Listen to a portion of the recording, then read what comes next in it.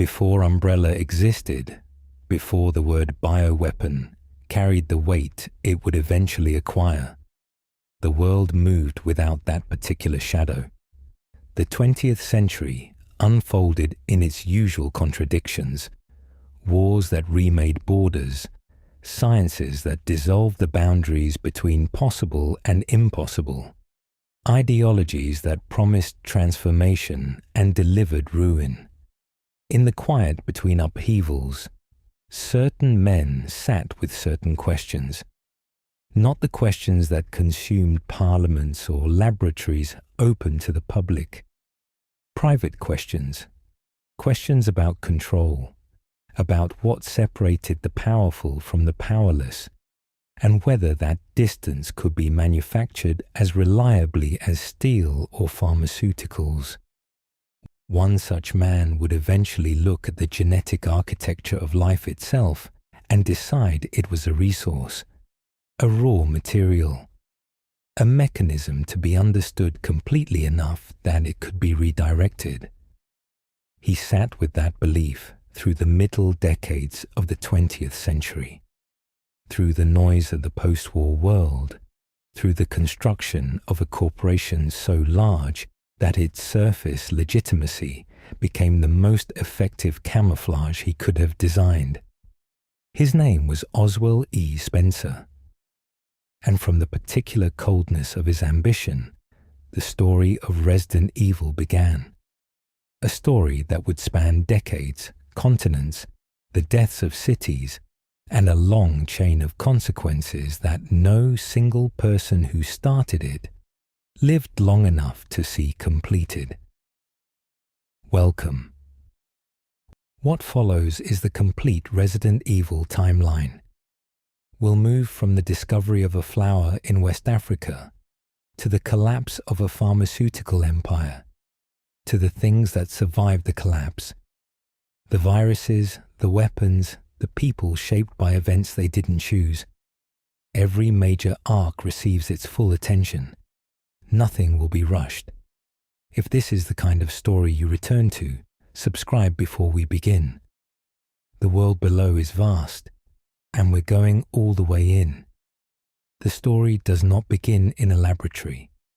It begins in a lecture hall, sometime in the early 1950s, where three young men first occupied the same intellectual space and found, in each other's company, a reflection of something they had each been carrying alone. Oswell E. Spencer, Edward Ashford, and James Marcus were students of biology and pharmaceutical science at a European institution whose name the surviving record preferred to obscure. What the record preserved was the nature of their shared obsession. All three believed, with varying degrees of conviction, that human evolution was not merely a subject for study. It was a project, something that could be accelerated, directed, and ultimately placed under deliberate stewardship. The specifics of their vision differed. Their ambition did not. Spencer came from old European money, the kind that accumulated quietly across generations and expressed itself through influence rather than display. He possessed a quality that separated him from ordinary ambition: patience.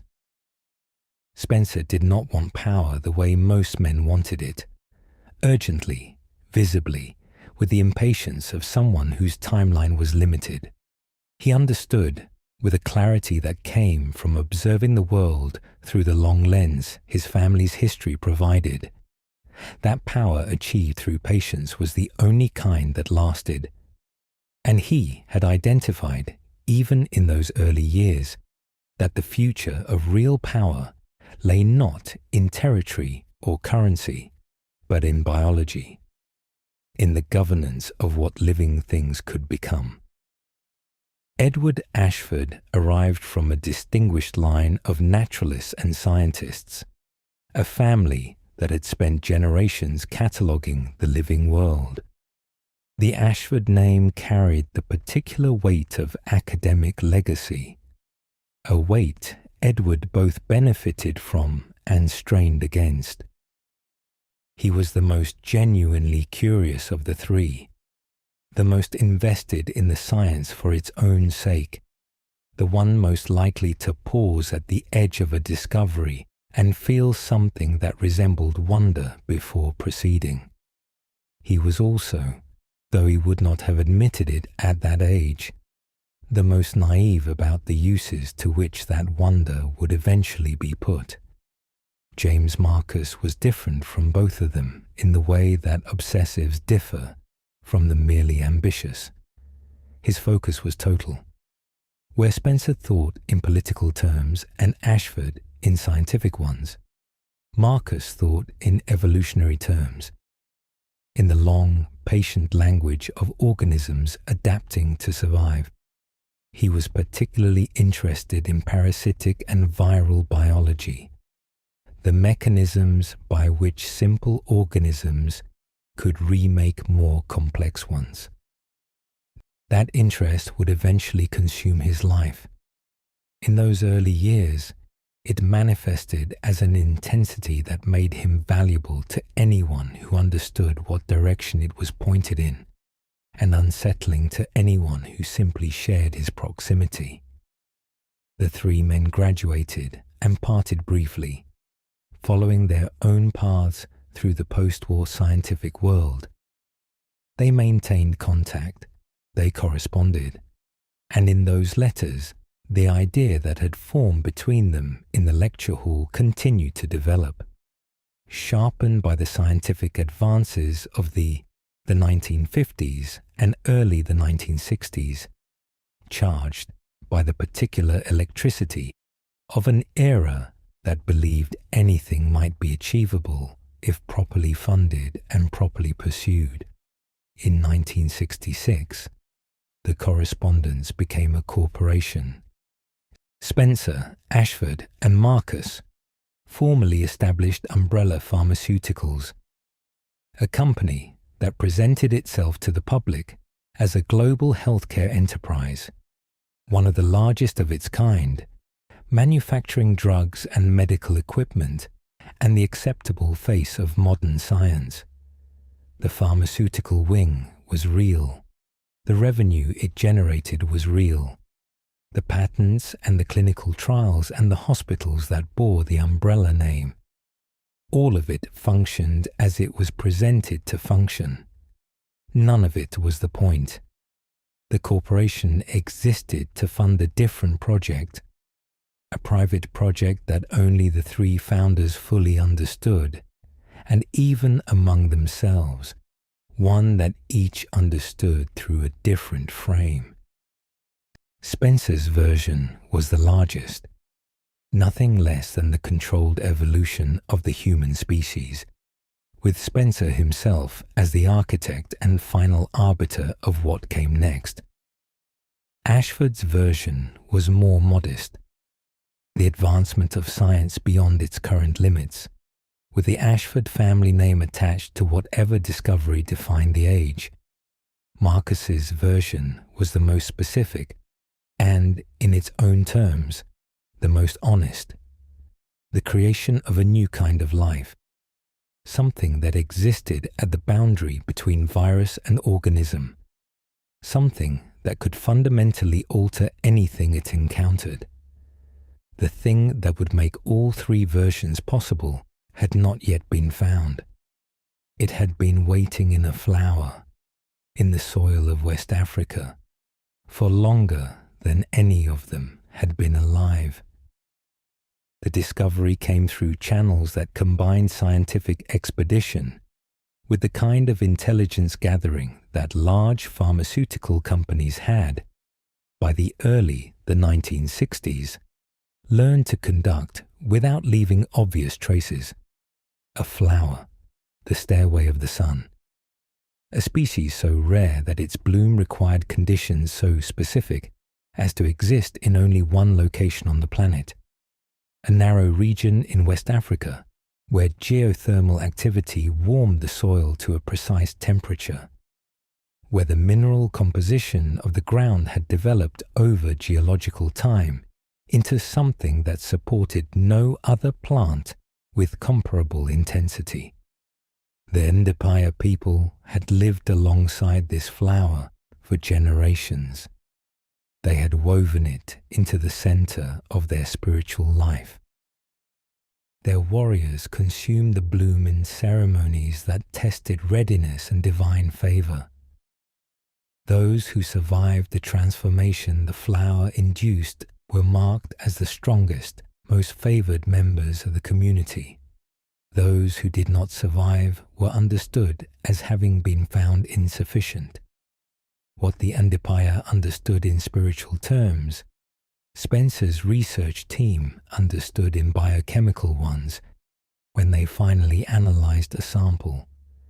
The flower contained a compound unlike anything previously catalogued, a viral agent of extraordinary complexity, capable of rewriting the genetic structure of any organism it infected. The research team named it the Progenitor Virus. The name was precise. The progenitor was not, in itself, a weapon. It was something more fundamental, a key, a mechanism for rewriting the blueprints of living things at the cellular level, introducing changes that the virus's own internal logic dictated. In its natural form, the progenitor was catastrophically lethal to most hosts. The body tearing itself apart in the attempt to accommodate genetic instructions it had not evolved to receive. Perhaps 3 in every 100 organisms possess some natural compatibility with the virus that allowed survival. Fewer in some studies. And those who survived were transformed in ways that no other compound in the history of science could replicate. Spencer's response to the discovery was immediate and characteristic. He understood at once that the progenitor was the foundation his project required, and he moved with the patience that defined him. He arranged access to the flower's growing region. He established a cultivation study. He brought the virus back to Umbrella's private research network and placed it in the hands of his 3 founding scientists, keeping the full scope of what had been found restricted to those who absolutely required it. The Ndipaya lost access to their sacred plant gradually, as Umbrella's presence in the region increased. Their ceremonies continued for a time, using the diminishing supply of a bloom that was being redirected toward uses they had no visibility into. Eventually, even that ended. The flower became Umbrella's property in every practical sense, and the people who had preserved it through centuries of careful relationship with the land it grew in received nothing in exchange for that preservation. Spencer gave this loss no documented consideration. The progenitor virus settled into Umbrella's laboratories, and the real work began. Umbrella Pharmaceuticals did not build a single concealed research network.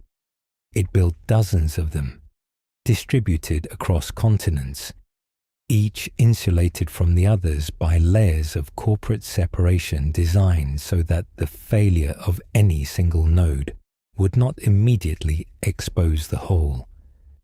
The company's research facilities existed on a spectrum of concealment. Some were nearly legitimate. Pharmaceutical research centers where the officially stated work was real. The bioweapons program occupying a subdivision of a larger operation, its budget buried in line items that no external auditor was equipped to interrogate.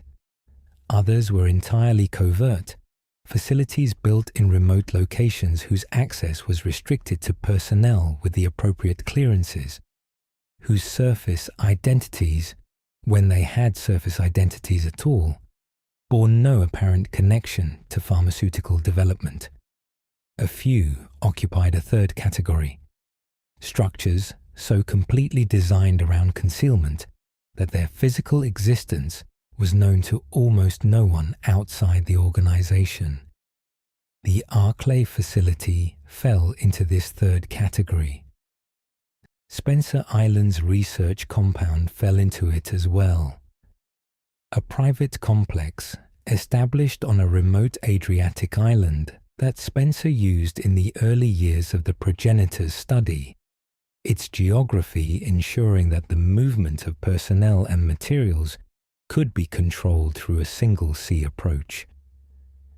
The Antarctic base, excavated into the continent's bedrock over years of quiet construction work, fell into it most completely of all. A facility that required its own power generation and climate management systems, whose existence could not have been maintained without the kind of logistical operation that Umbrella's legitimate pharmaceutical revenue was large enough to sustain without raising external questions. Each facility had its own research focus, its own staff, its own internal culture built around the specific nature of the work it conducted. The people inside these structures lived in them for months at a time, the remote geography making regular rotation impractical, the security protocols making casual communication with the outside world inadvisable. They developed the particular qualities that isolated working environments develop in the people they hold: intensity, interdependence, a narrowing of attention toward the work that the absence of competing external stimuli accelerated. The facilities were productive in the terms that Spencer measured productivity. They were also, for the people who inhabited them, total. Spencer understood that the environment he was creating had costs. He had built those costs into his calculation of what the project required, and he had decided, with the patience that characterized every significant decision of his life, that the costs were acceptable. The people inside the facilities were resources. They were also, unlike the BOWs being developed in the laboratories they worked in, resources that required management through means other than physical containment, compensation, professional pride, the particular form of prestige that comes from working on something that most of the world does not know exists. Spencer was skilled at providing all of these things. He was less skilled at caring whether the people he provided them for were well. The intelligence and security apparatus that Umbrella maintained was not, in any formal sense, a military organization.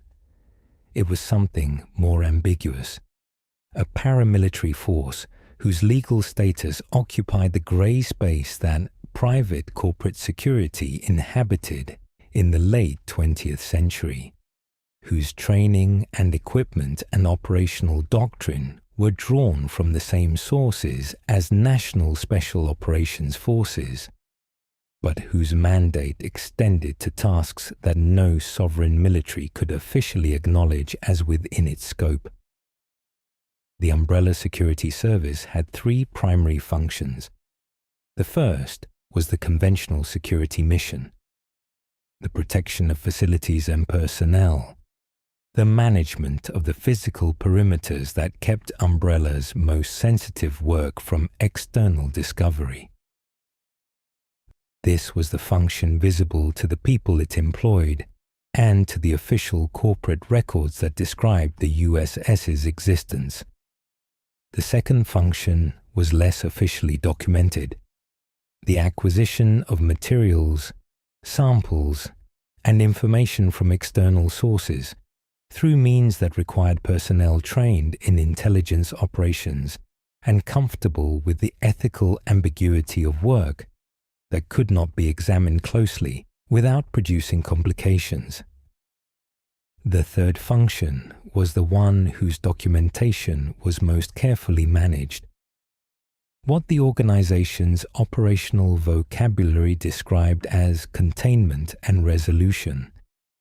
The removal of situations that had developed in directions that Umbrella's continued operation could not accommodate. The USS team that was sent to Nest in September 1998 to retrieve Birkin's samples fell cleanly into the second function by mandate and the third by execution. They had been briefed with the specificity that retrieval operations required. The nature of the target, the location of the materials, the timeline that the organizational decision-making above them had determined. They had been given neither the context nor the authorization to resolve the situation differently from the way it was resolved. They were, in the framework of the organization they served, instruments of a decision made by someone else, acting in the service of priorities they had not been invited to evaluate. Most of them died in the facility within hours of Birkin's transformation. The T-virus entered Raccoon City's water system through the storm drain connection that carried the runoff from Nest toward the city's infrastructure above. The team became part of the contamination event rather than its containment. The USS's broader personnel were not confined to Nest operations. A larger contingent operated through Raccoon City and across Umbrella's European and Asian facilities, managing the simultaneous situation at multiple sites during the September 1998 crisis. Their operational logs, many of which survived the facility's destruction in fragmentary form, recovered years later from server backups that Umbrella's IT infrastructure had maintained in multiple geographic locations, describe with clinical precision the progression of a crisis that no containment plan had been designed at sufficient scale to address. The logs do not describe panic. The operational vocabulary did not have a register for panic. What they describe instead is the incremental revision of objectives as the situation departed further and further from the parameters within which the original objectives were achievable. The final USS logs from inside Raccoon City are dated October 1st, 1998. The final objective revision they record is the simplest one available: extraction with available personnel. The number of personnel for whom extraction remained logistically feasible at that stage was not recorded. Of the three founders, James Marcus moved with the most focused urgency. The Progenitor Virus was, in his view, a beginning, extraordinary in its own right, but limited by the catastrophic failure rate it produced in most hosts. A weapon that killed nearly everyone it touched had obvious applications, but Spencer's vision required something more refined. A biological agent that could be controlled, shaped into specific outcomes, targeted with something approaching precision. The progenitor's randomness was the limitation that every subsequent research program would attempt to solve. Marcus's solution emerged from an unexpected direction: leeches. In the taxonomy of parasitic organisms, the leech occupied a particular scientific corner that Marcus had been studying for years before the progenitor's discovery. What interested him was not the organism itself, but its adaptive biology, the mechanisms by which leeches survived radical environmental changes, the resilience of their cellular structure, the particular qualities of their genetic architecture that allowed them to persist in conditions that eliminated more complex organisms. he began combining progenitor samples with leech DNA, attempting to create a synthesis that preserved the progenitor's transformative capability while moderating its lethality. Something that could change a host rather than simply destroying it. The work required years. The Umbrella Management Training Facility had been constructed in the Arklay Mountains of the American Midwest, partly to house Marcus's laboratory. A research complex buried beneath a surface facility that trained Umbrella executives and administrators who had no knowledge of what happened in the levels below them. The design reflected the logic that would become standard across Umbrella's most sensitive operations. The legitimate thing built above, the real thing below, the two coexisting in a relationship that the people on the upper floors were not cleared to understand. Marcus lived in the space between those two worlds, surfacing only occasionally, consuming himself in research that he understood as the most important work of his life. By 1978, the synthesis had produced results that justified every year of the effort. The new compound, which Marcus designated the tyrant virus, abbreviated almost immediately to T-virus, behaved in ways that represented a genuine departure from the progenitor's baseline. Where the progenitor overwhelmed cellular structure in ways that most hosts could not survive, the T-virus reshaped it through a process that more hosts could accommodate. The nature of the change varied significantly by organism, by exposure level, by the condition of the host at the moment of infection. But the direction was consistent, toward something rawer and more physically aggressive. The intelligence that characterized higher mammals degraded or disappeared entirely under infection. The physical form mutated in ways that bore the traces of what it had been, while producing something categorically different from it. Marcus called his early primate test subjects the eliminators, infected organisms whose behavior and physiology had shifted so far from their origins that classifying them alongside their source species was no longer scientifically defensible. They moved differently. They responded to stimuli differently. What remained in the space where primate cognition had been was a compressed, instinctual ferocity that Marcus recorded in his private notes with an admiration that his professional restraint struggled to fully contain. During this period, something else was developing in his laboratory. The leech colony that had contributed DNA to the T-virus synthesis remained in residence, exposed continuously to low-level viral particles. They adapted. The changes were subtle at first.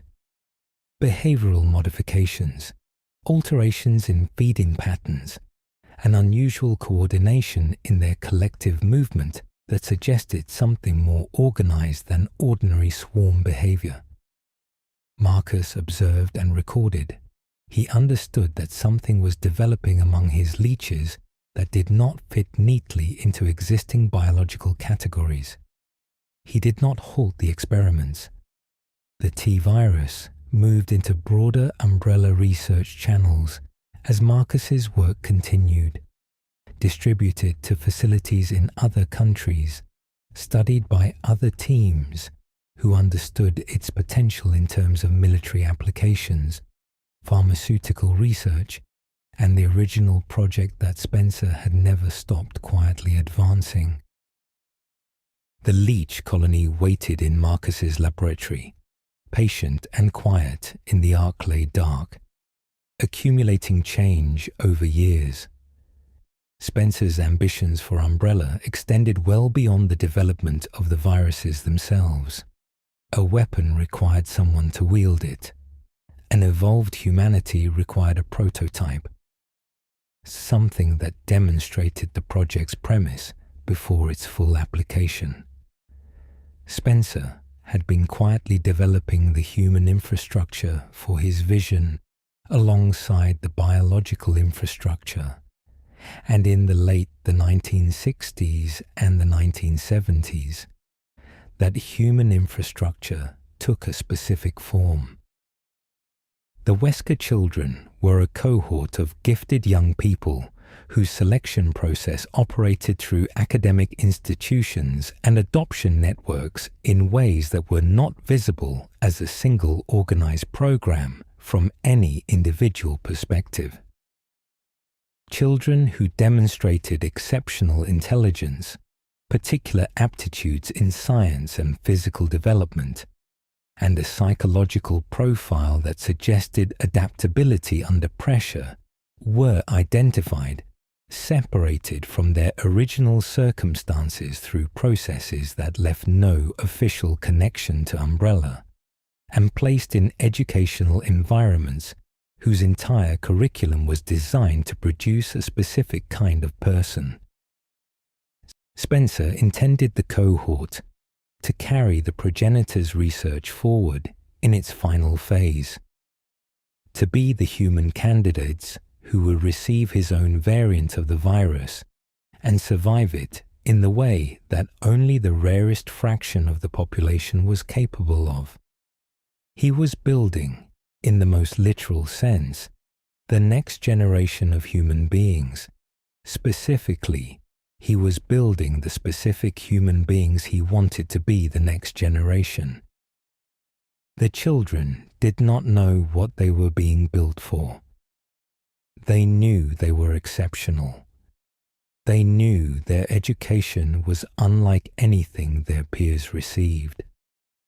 They knew that the adults who managed their development were affiliated, in ways never directly stated, with a pharmaceutical corporation whose name they encountered often enough to understand it as central to whatever future awaited them. Albert Wesker was among the most capable of the cohort. His intelligence in both strategic analysis and biological science exceeded the already elevated baseline that the program selection had established. His emotional detachment, the precise, evaluative cool with which he processed information and people, wasn't trained into him so much as refined. The program worked with what it found, and what it found in Wesker was a capacity for dispassion that the educational environment developed into something formidable. He learned to see through people. He learned to position himself. He learned that his own survival and advancement required a clarity about human motivation that sentiment interfered with, and he excelled at eliminating the interference. William Birkin was not formally part of the Wesker Children program in the same structured sense, but had been brought into Umbrella's research apparatus through similar channels at a similarly young age. His extraordinary aptitude for biological research identified early and directed toward the company's internal training. Birkin processed the world through a different register than Wesker, where Wesker was a strategist who used science. Birkin was a scientist who occasionally used strategy. His investment in the viruses he worked with had a quality that transcended professional commitment. He felt the significance of the work he was doing at a depth that made his focus difficult for the people around him to fully account for. Spencer had placed both of them in Marcus's laboratory during their training years, assigning them to apprenticeships under the man who had produced the T-virus, allowing them to develop alongside the work that would eventually be the foundation of their careers. They learned from Marcus. They respected his capability, in the way that talented people respect a level of achievement that exceeds their current position. They also, from their earliest observations of him, understood that Marcus was not fully cooperative with the broader organizational structure that Spencer was building. His independence was not rebellious. It was simply total. He regarded his work as his own in a way that a corporation could not accommodate forever. Spencer understood this as well. In 1988, he gave the order that resolved it. The first betrayal in the official Umbrella record was Edward Ashford's death in 1977. The record listed natural causes, and the record was not contested. But Spencer had known for several years that Ashford's commitment to the shared project had begun to fracture along lines of conscience. Ashford had been asking questions about the populations affected by early progenitor research, about the ethics of what Umbrella's covert work was producing in communities that had no knowledge of their role in it. He had been expressing, privately at first, and then in correspondence that Spencer received and had analyzed, a growing uncertainty about the destination toward which the project was moving. Spencer did not respond to this uncertainty with argument. He did not engage Ashford in the philosophical debate his former colleague was attempting to initiate. He arranged for the uncertainty to be resolved in the manner most convenient to the project's continuation. Ashford died quietly. His family did not connect the death to Umbrella. His scientific legacy, the research notes, the genetic records, the Ashford family's contributions to the progenitor study, passed into Umbrella's possession as part of an estate settlement whose terms were handled by lawyers whose relationship to Spencer would not have been visible on any document that a journalist or lawyer reviewing the estate's paperwork would have thought to examine. The Ashford line did not end with Edward. His descendants would eventually produce something that the T. Veronica research required, and the family's particular genetic heritage will resurface decades later in ways that Spencer, even in his careful planning, had not fully mapped. James Marcus presented a different category of threat. Where Ashford had grown uncertain, Marcus had grown proprietary, and the distinction was important. Marcus did not doubt the project. He simply doubted that it was Spencer's project rather than his own. The T virus had been his synthesis. The leech research was his life's work. The Arklay facility had been built around his needs, and he had been functioning, in his own understanding of the arrangement, as the scientific heart of what Umbrella was actually for. He resisted the consolidation of his research into the broader organizational structure. He was difficult to manage, resistant to oversight, and increasingly unwilling to regard the corporation he had helped found as an authority over the work he had produced. He was also, Spencer assessed, through the cold arithmetic that governed such determinations, simply too dangerous to leave in place. He knew too much. He understood the project at a depth that no one who was not fully controllable should be permitted to retain. In 1988, Wesker and Birkin entered Marcus's laboratory and shot him. Marcus fell in the facility he had built over decades, surrounded by the work of his life. The laboratory's contents were transferred to Birkin's oversight. The leech colony, which both Wesker and Birkin understood to be part of the Marcus research program, and which neither of them assigned sufficient priority to study in the immediate aftermath of his death, was left in place in the lower levels of the training facility, alive and continuing to develop in the Arklay dark. Marcus was, by the official record, gone. What the official record did not account for was what the leeches had been becoming during the 10 years since Marcus began monitoring their changes. The colony had been absorbing T-virus particles since before Marcus's death.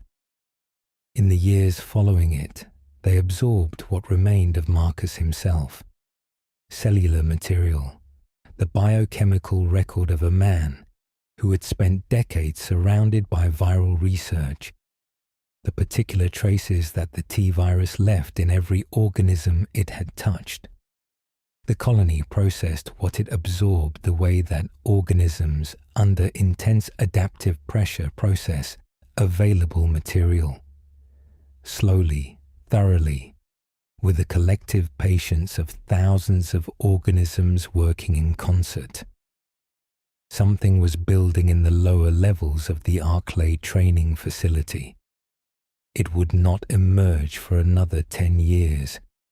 In the mountains above Raccoon City, Umbrella had built something that the residents of the valley below had no reason to examine closely.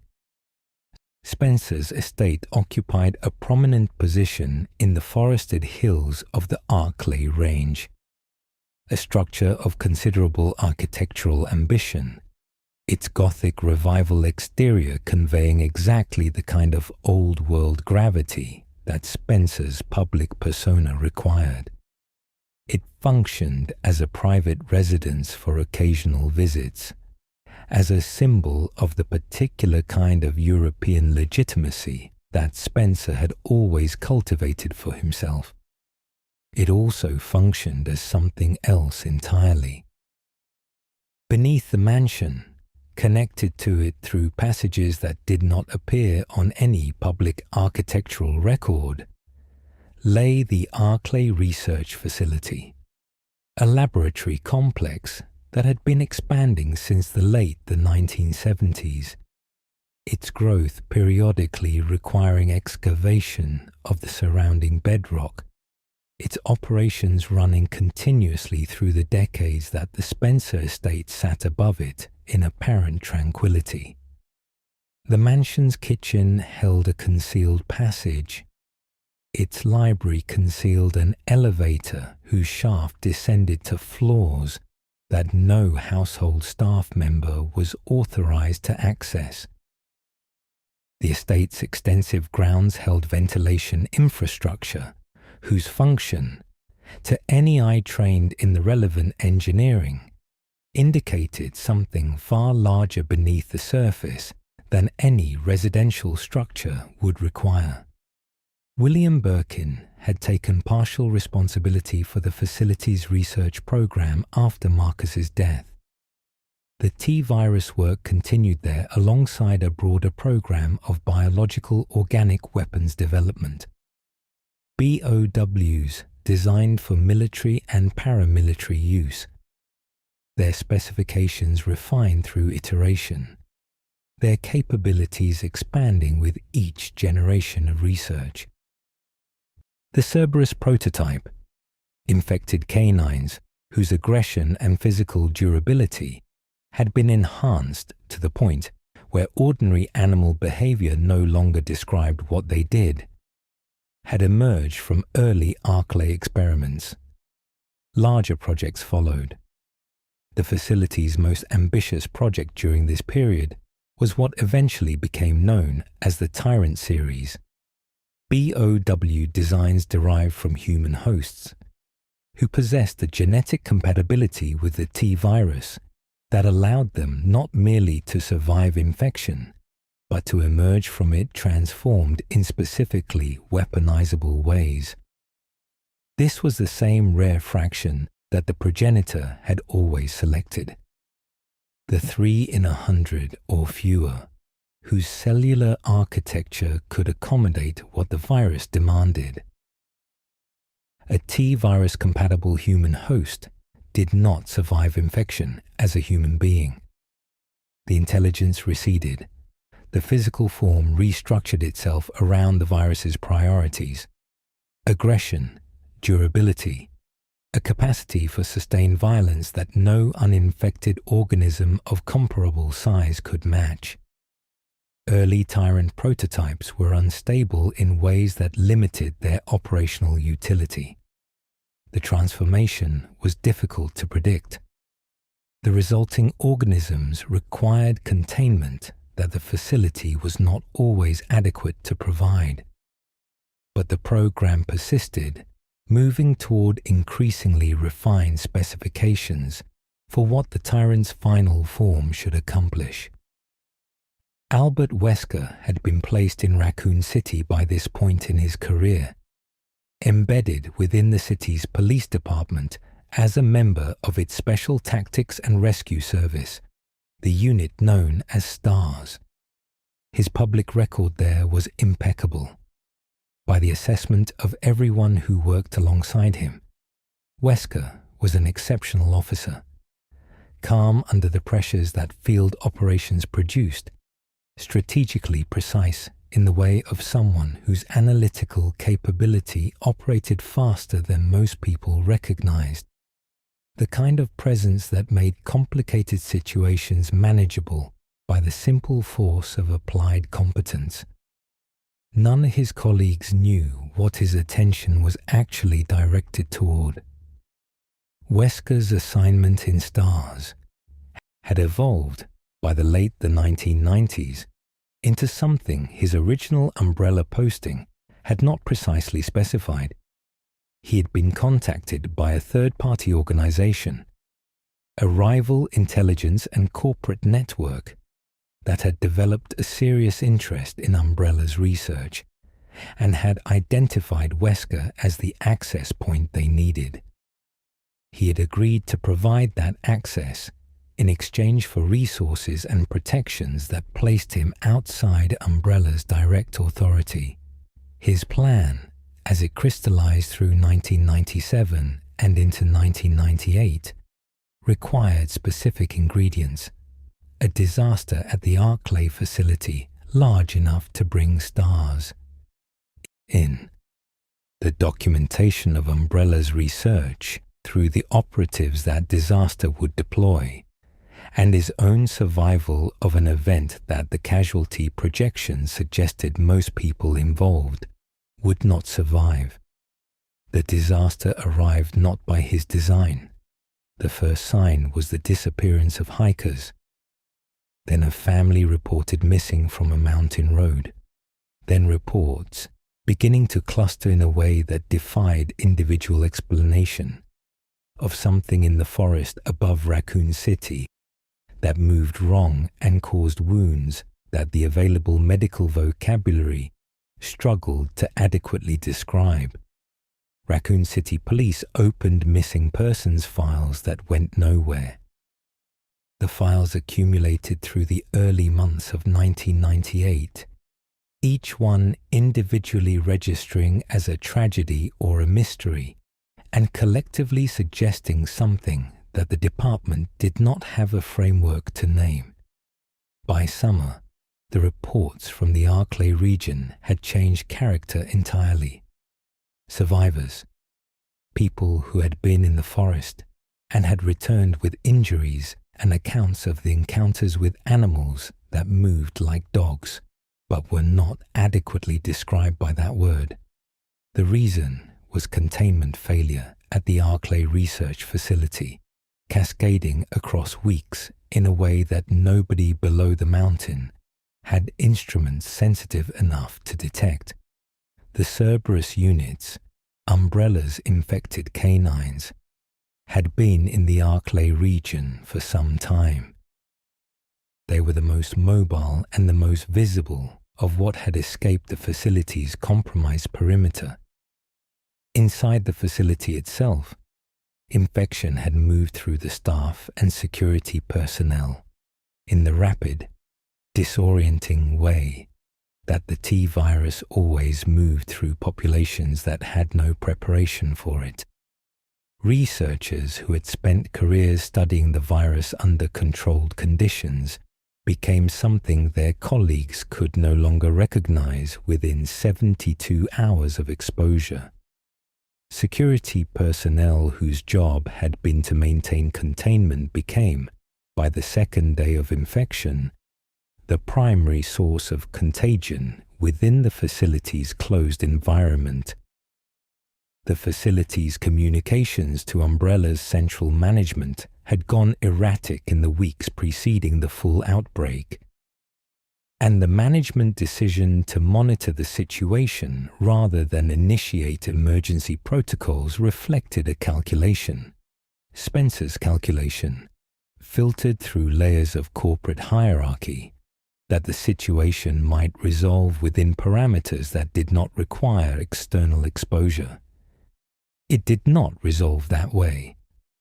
STAR's Bravo team was dispatched on the evening of July 23, 1998. Their helicopter encountered mechanical failure over the Arklay range and made an emergency landing in the forest below. A landing that immediately placed them in terrain that had been taking people for months. The team was experienced and well-equipped for the kind of operation the mission profile had described. What the mission profile had described bore no relationship to what the forest around them contained. The separation that followed, Bravo members moving through the forest in the direction their training suggested, encountering what they encountered, proceeded through the night in ways that STAR's headquarters could not track from Raccoon City. Communications degraded quickly. The signals that reached the city suggested distress rather than reporting. By early morning, the decision to send STAR's Alpha Team to locate Bravo had been made. Alpha Team's roster carried the specific people that the coming hours required. Rebecca Chambers, recently trained, the team's medic, young enough that the events of the night would leave marks that the following years would spend considerable time addressing. Barry Burton, whose steadiness under pressure had made him one of the most trusted operatives on the roster, and who was, on this particular night, carrying a burden that his steadiness was not adequate to conceal from everyone. Jill Valentine, former Delta Force, a combatant whose capabilities exceeded nearly everyone around her without advertising that fact, whose willingness to move toward rather than away from the worst available information had defined her approach to every operation she had been part of. And Albert Wesker, leading. Alpha reached the Arklay forest as night settled fully over the mountain range. The temperature in the tree line was several degrees cooler than the valley below, the kind of cold that settled between the shoulders and stayed there, the smell of the forest carrying something under the pine that was not pine. The Cerberus units found them quickly. One Alpha Team member died in the first minutes of contact. The rest ran, and the direction they ran led them to the only structure available for shelter in the darkness, the Spencer estate. The mansion's door opened at their approach. Alpha Team went inside. Rebecca Chambers had separated from the rest of Bravo Team before Alpha's arrival. Her path through the forest, in the aftermath of the helicopter landing, had taken her to a different structure. The Umbrella Executive Training Center, positioned a short distance from the main estate, sharing the same mountain and the same carefully maintained public anonymity. The training center had been Marcus's laboratory complex. Built above it, in the arrangement that characterized all of Umbrella's most sensitive facilities, were the management training floors.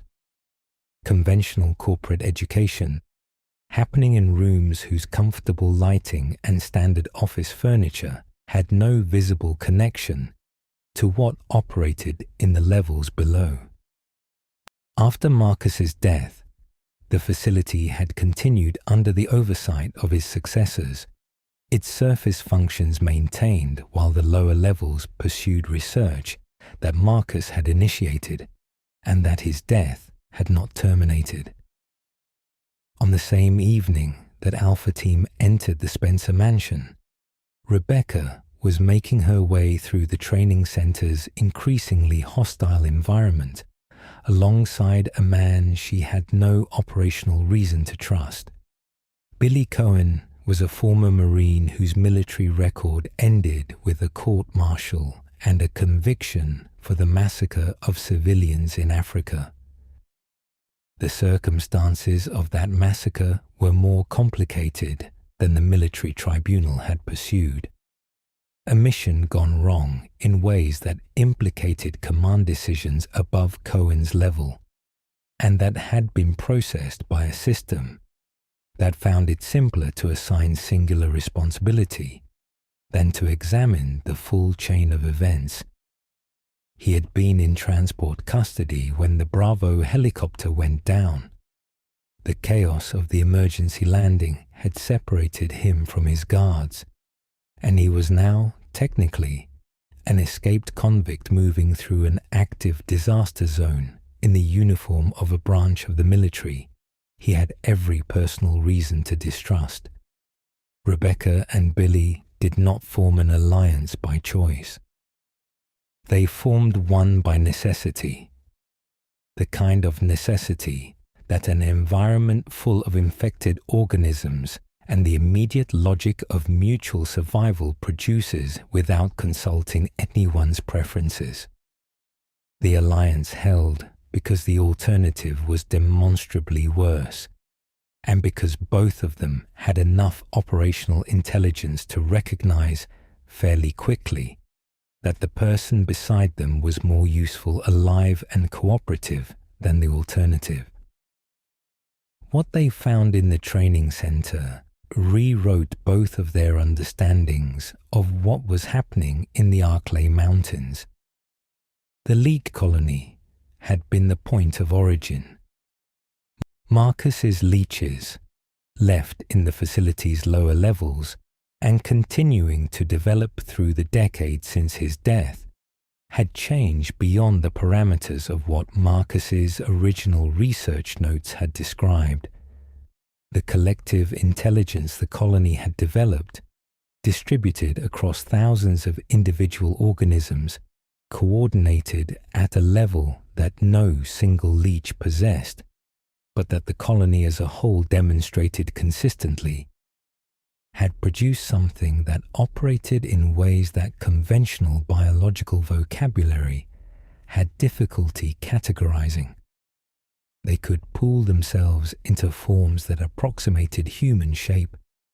They could move through confined spaces with the patient purpose of organisms that had time and numbers working in their favor. They could pursue with a distributed, collective persistence that was more methodical than the rawer aggression of other infected organisms and, in certain circumstances, more difficult to counter. And something was directing them. James Marcus, or rather, the entity that the colony had reconstituted from Marcus's cellular remains over 10 years of absorption and development, had emerged from the lower levels of the training facility with a particular fury of something that remembered being murdered and had spent a decade becoming capable of acting on that memory. The memories were intact, the voice was intact, the awareness of Wesker and Birkin and Spencer and the entire chain of events that had led to his death was intact. What relationship the resulting entity had to the James Marcus who had built the facility was a philosophical question that the entity itself was not interested in resolving. It had a project, and the project was revenge against the corporation that had taken everything from him. The Arklay outbreak had not been accidental.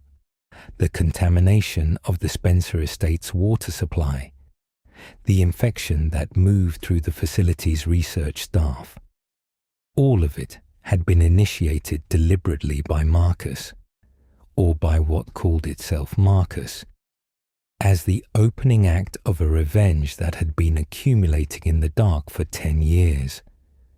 Rebecca and Billy reached the entity in the facility's depths. What they confronted and what they survived closed that chapter of the Arklay story, even as the chapter inside the mansion above was still unfolding.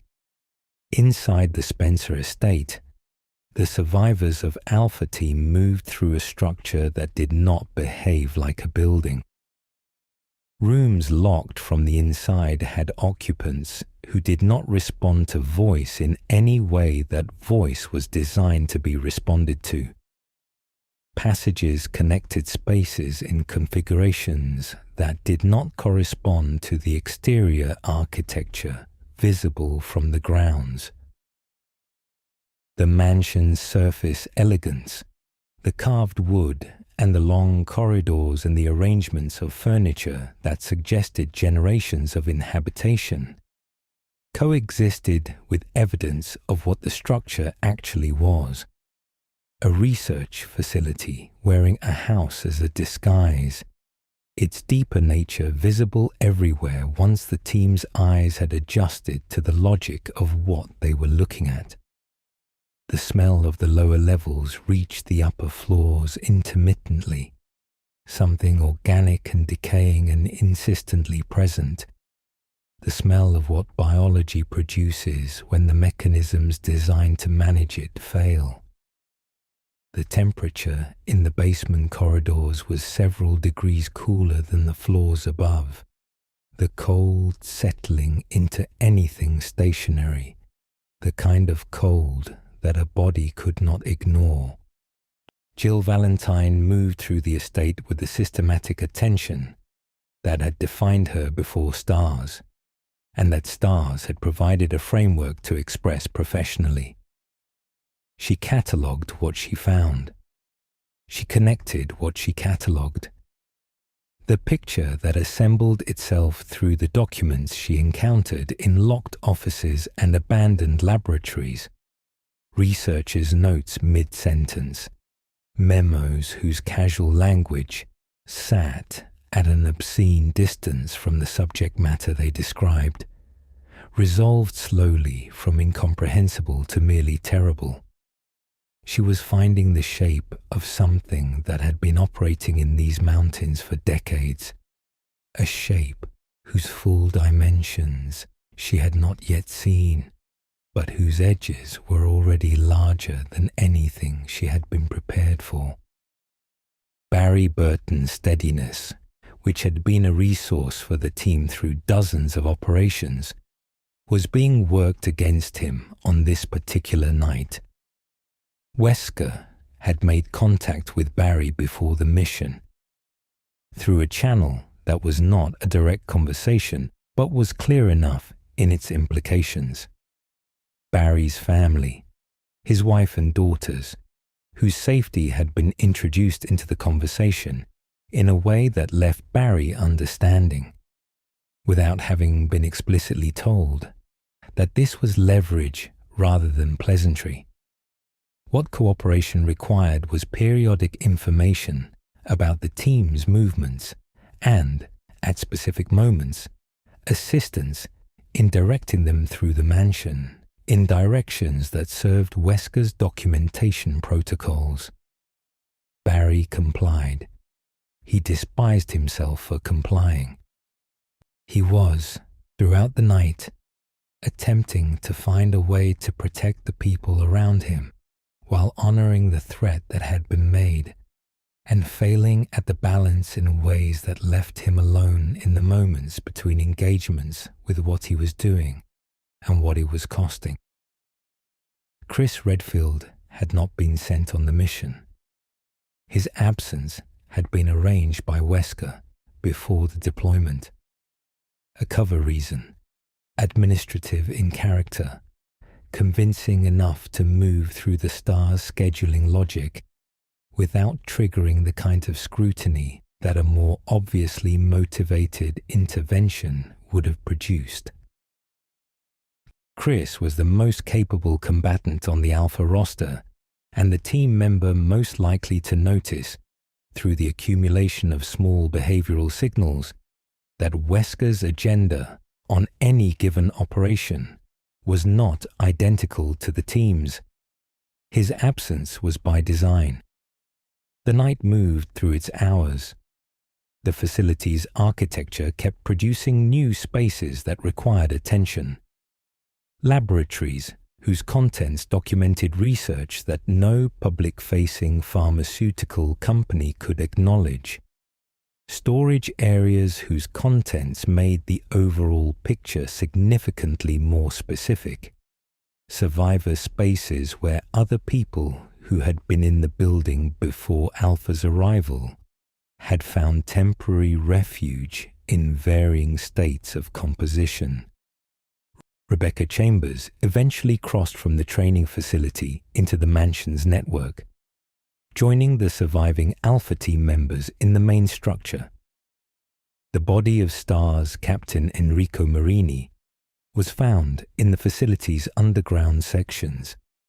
Shot, the wound suggesting a firearm rather than an infected organism. Someone with access to the mission and a reason to prevent Marini from transmitting what he had discovered had reached him before he could reach anyone else. The number of people who possessed both the capability and the motive was small. Wesker moved toward the endgame as the night progressed.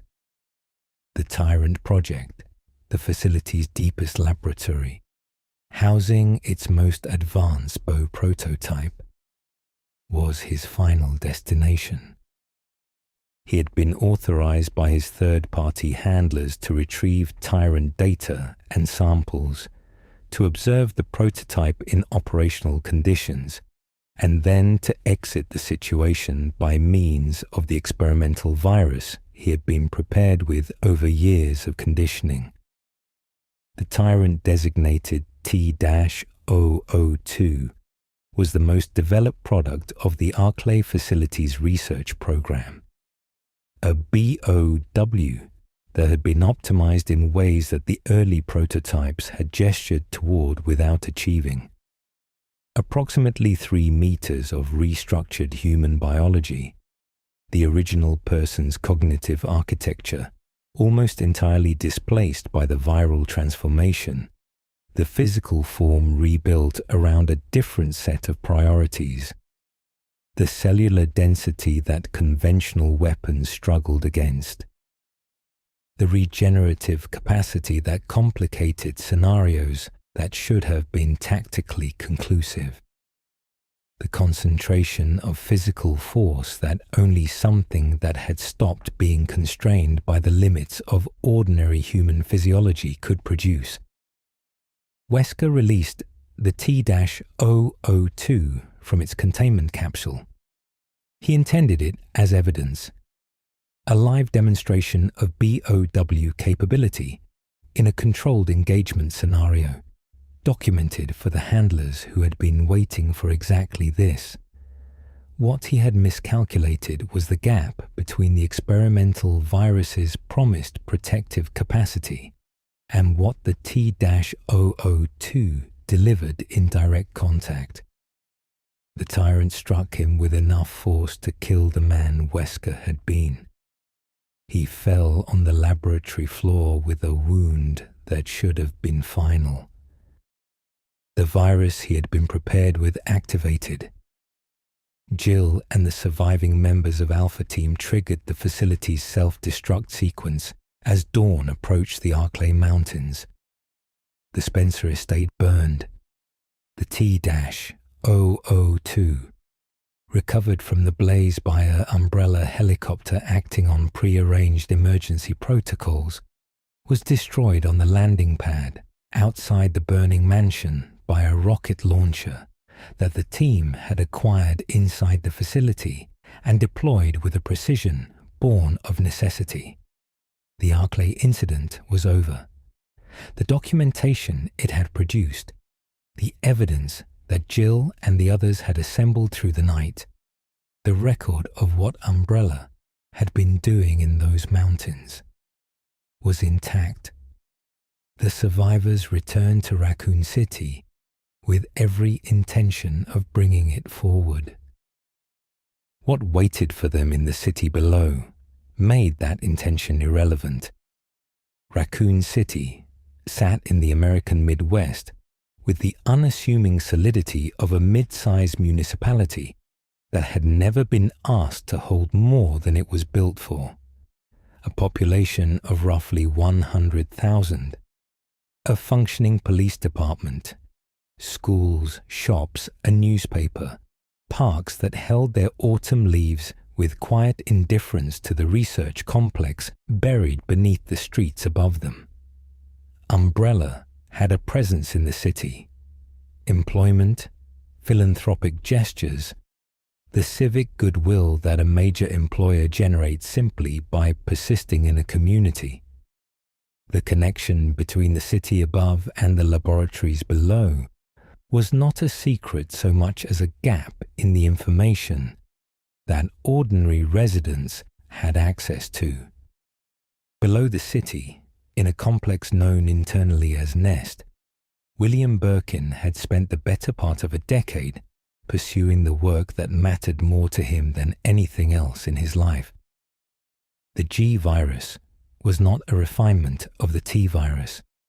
It was a departure, a research direction that began from the progenitor's foundational principles and arrived somewhere entirely different, where the T virus reshaped infected organisms through a process that degraded complexity, reducing higher cognitive functions, altering physical form in the direction of amplified aggression. The G virus pursued a different logic. Its primary mechanism was not degradation, but regeneration, a cellular repair and replication engine of extraordinary aggression, capable of maintaining the integrity of a host organism against damage that should have been fatal, and continuing the process of biological development far past any point that ordinary physiology could reach. The cost was transformation on a scale that made everything Umbrella had previously produced look preliminary. G-virus hosts did not become aggressive variants of what they had been. They became organisms in continuous development, adding mass and structure in directions the virus's internal logic dictated, generating new sensory apparatus and new physical configurations that served purposes no standard biology text had a vocabulary for. The eye that emerged on the shoulder of an early-stage G-infected organism was not decorative, it was functional, oriented in directions the original visual system could not accommodate, part of the virus's project of continuously improving on the host's original design. The intelligence that had characterized the original person largely did not survive the transformation. What drove the developing organism was not cognition, but biology.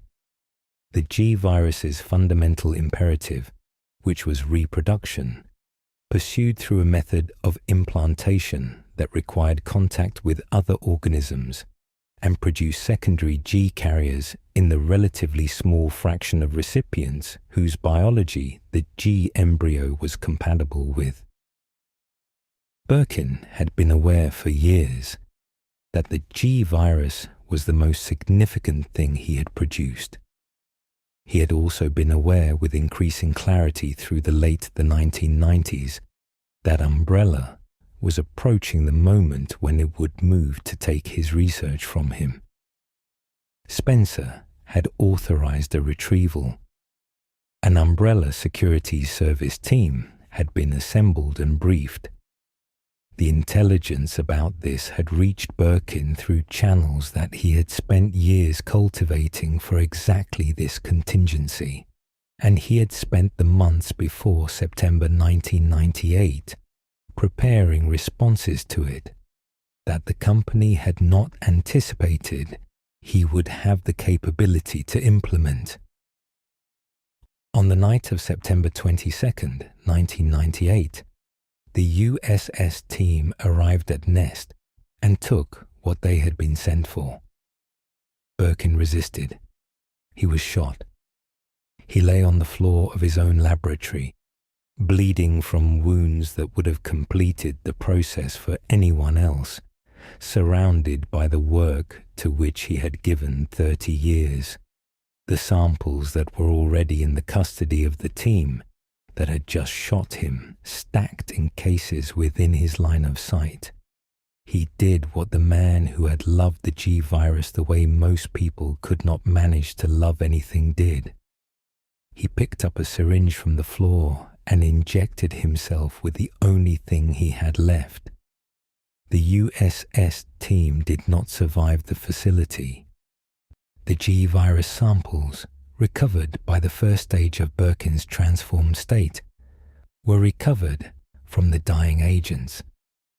In the process of that recovery, the T-virus entered the drainage system connecting Nest to the infrastructure below Raccoon City streets. By September 23, 1998, the city's water had been compromised. By the end of the month, Raccoon City had a different kind of population. The infection moved through the city the way infections always do, quietly, ambiguously, in ways that the early signs never adequately forecast the end of. The first symptoms reached the city's medical infrastructure as fever and disorientation, the kind of presentation that sent people to urgent care rather than emergency rooms, the kind that got logged as flu or environmental exposure and sent home with instructions to rest and hydrate. By the time the behavioral changes became unmistakable, the infected population had distributed itself through the city's streets and buildings in ways that made containment a theoretical concept, rather than an operational one. Raccoon City Police Department was overwhelmed before it fully understood what it was dealing with. The officers who responded to the initial calls did not, in many cases, survive long enough to transmit useful information back to the people who needed it. The department's command structure dissolved in the first days, its communications degraded by the loss of personnel and the collapse of the institutional logic that kept a police department functioning as a coordinated system rather than a series of increasingly isolated individuals. The word that came back from the streets, in the fragments that did reach dispatch, was not adequate to the situation it was attempting to describe. Leon S. Kennedy arrived in Raccoon City on the morning of September 29th for his first day as an RPD officer. Driving into a city that had been consuming itself for a week without anyone outside its boundaries fully understanding what was happening inside them. He had been late departing. Reasons that had seemed significant 100 miles out no longer registered as real things, once he had driven far enough into the outskirts to see what the roads held. He reached the city's edge in a vehicle he had to abandon almost immediately. He moved toward the police department building because it was the most structurally coherent reference point available in a landscape that had stopped maintaining reference points. Claire Redfield arrived the same night by a different route, looking for her brother Chris, the STARS veteran who had not been on the mansion operation and who was now, by the information available to Claire, somewhere unreachable. She had been trying to reach him for weeks. She had driven to Raccoon City because the most recent lead pointed there. and because the alternative to go in was continuing not to know. She encountered the city's outskirts, as Leon was encountering them from a different direction. The evidence of something that had been processing the population of 100,000 people for 7 days, visible in the streets and storefronts and abandoned vehicles and the things that moved through all of it, without the characteristic of movement that distinguishes the living from what the T virus produces. Leon and Claire found each other in the parking structure beside the RPD building, each of them already several adjustments into a reality that had stopped corresponding to what they had arrived expecting. They separated. The police department's large, multi-floor structure was not a space that two people could process simultaneously, while also managing what the structure contained, and the logic of the building pushed them along different paths. The police department had been built above part of Umbrella's underground network, passages connecting the RPD to the sewers below, which connected in turn to Nest and to Birkin's laboratory, existed in the building's architecture as operational corridors that the department had used without fully knowing what they connected to.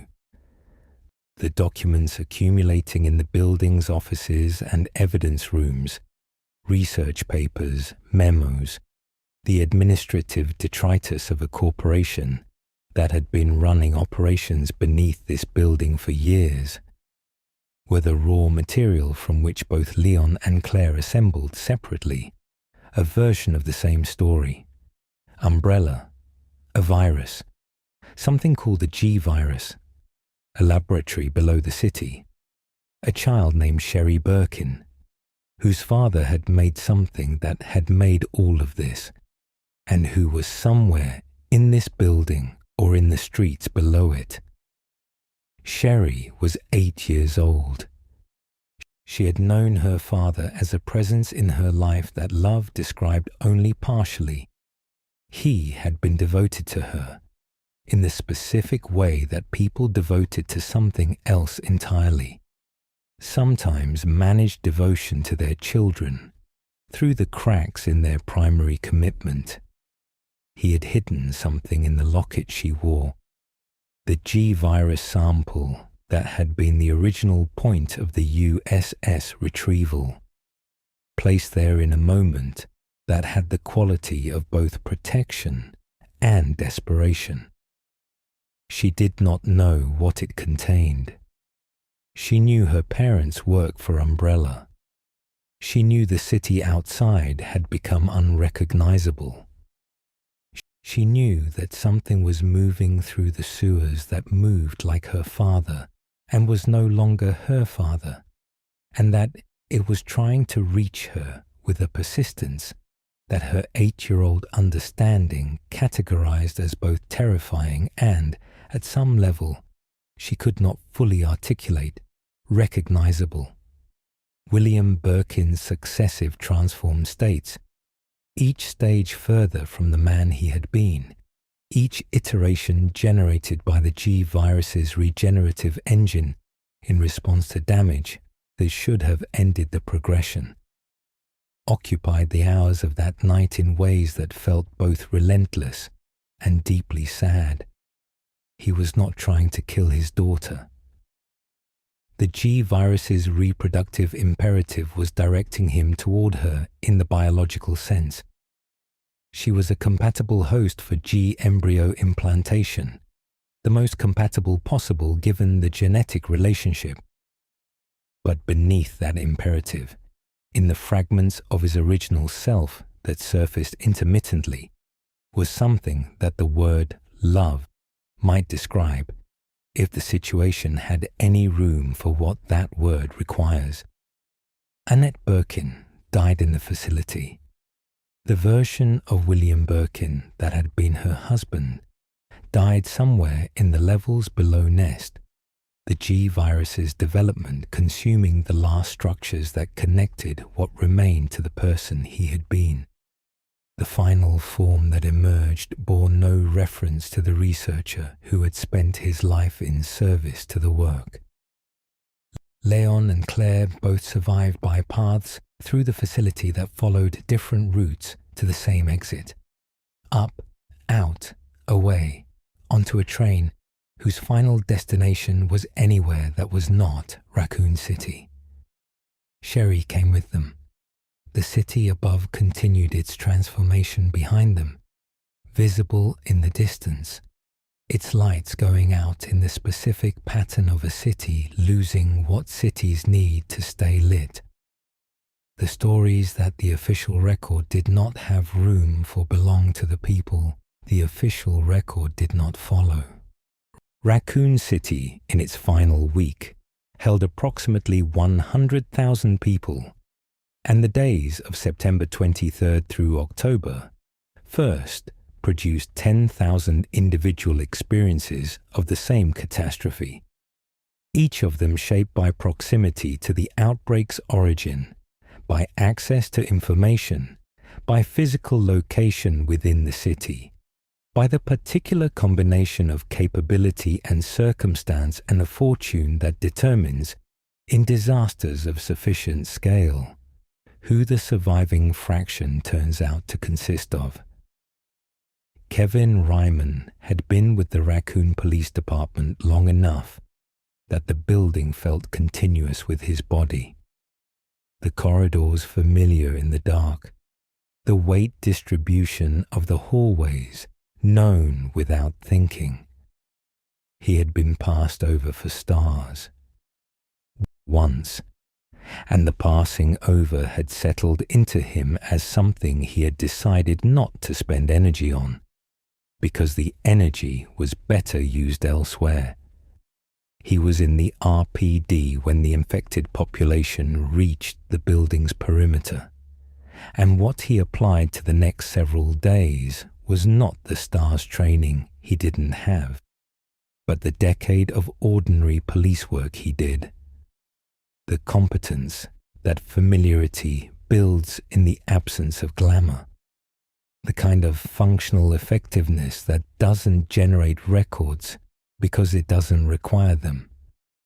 Alyssa Ashcroft had been working the Raccoon City outbreak from the journalist's angle for days before it became impossible to work it from any angle at all. She had been at City Hall when the first police press briefing stopped making sense, when the language the department was using diverged so completely from the language that described what she had observed herself, that the gap between them became the story. She had sources inside the RPD who were talking briefly before the situations they were in stopped permitting conversation. Her notebooks from those days, recovered from her person when she was extracted from the city's outskirts on October 2nd, dehydrated and with several wounds that the triage team's initial assessment classified as moderate, contained material that was seized under emergency protocols and did not appear in any publication for years. The Apple Inn on Raccoon City's commercial corridor had been one of several locations where the city's survivors had converged in the early stages of the outbreak. The building's solid construction, its interior stairwells, its commercial kitchen supplies offering resources that the street offered less of with each passing day. The decisions made in that building, the small individual calculations about who to trust and which direction the threat was coming from, and how long the water pressure in the upper floors would hold, were the mathematics of survival that large-scale disasters reduce human beings to. The people who navigated them successfully did so through combinations of preparation, knowledge, and the particular quality of attention, that life-threatening environments force upon those capable of being forced. The Raccoon City Zoo had been evacuated in the early stages of the crisis, its human staff ordered out by protocols that had been designed for chemical spill scenarios and applied imperfectly to a situation those protocols hadn't anticipated. The animals had not been evacuated. The larger specimens, the specimens that had been receiving for months the same compromised municipal water that was consuming the city's human population, had changed in the days preceding the outbreak's full visibility, their behavior shifts noted in the zoo staff's logs as aggressive episodes attributable to environmental stress. By the time the city's crisis reached the scale that made the zoo an afterthought, several of those animals had moved through the perimeter fencing that had been designed to contain organisms not augmented by the T virus's alterations to muscle density and determination. The Raccoon General Hospital held its patients and its remaining staff through the first days of the outbreak in the particular way that hospitals hold people, with infrastructure and protocol designed for a different category of emergency, inadequate to this one, but maintained anyway, because abandoning the framework meant acknowledging there was no framework. The medical staff who remained when the evacuation options had narrowed continued performing the functions their training had defined: triage, treatment, the management of a population whose presentations were outside the clinical vocabulary their training had provided, because the clinical vocabulary had not been built for what the T virus produced. They worked with what they had. Most of them did not survive the week. Their professionalism, in those last days in that building, was not recorded in any form that preserved it adequately. The survivors who eventually emerged from Raccoon City's outskirts, in the hours before and the days after the missile strike, carried with them the weight of having been inside something that no existing framework could accommodate, and that the world, for reasons of institutional self-protection, would spend years attempting to minimize. They were debriefed by agencies whose interest in the information they possessed was strategic rather than compassionate. Their accounts were classified, revised, or simply absorbed into bureaucratic processes from which they did not emerge in any form that corresponded to what was put in. They lived with what they had been inside, and the world around them continued to maintain that what they had been inside was a contained event, and the distance between those two claims was where most of them spent the rest of their lives. Jill Valentine had not left Raccoon City when the others did. In the months following the Arklay incident, she had remained in the city with a purpose that she and Brad Vickers, the other STARS survivor who had stayed, were pursuing through the accumulation of documentation, evidence, the kind of record that, properly assembled and placed in front of the right legal and regulatory authorities, could translate what had happened in those mountains into accountability. She had known for some time that the effort had attracted attention from people who had reasons to prefer it not succeed.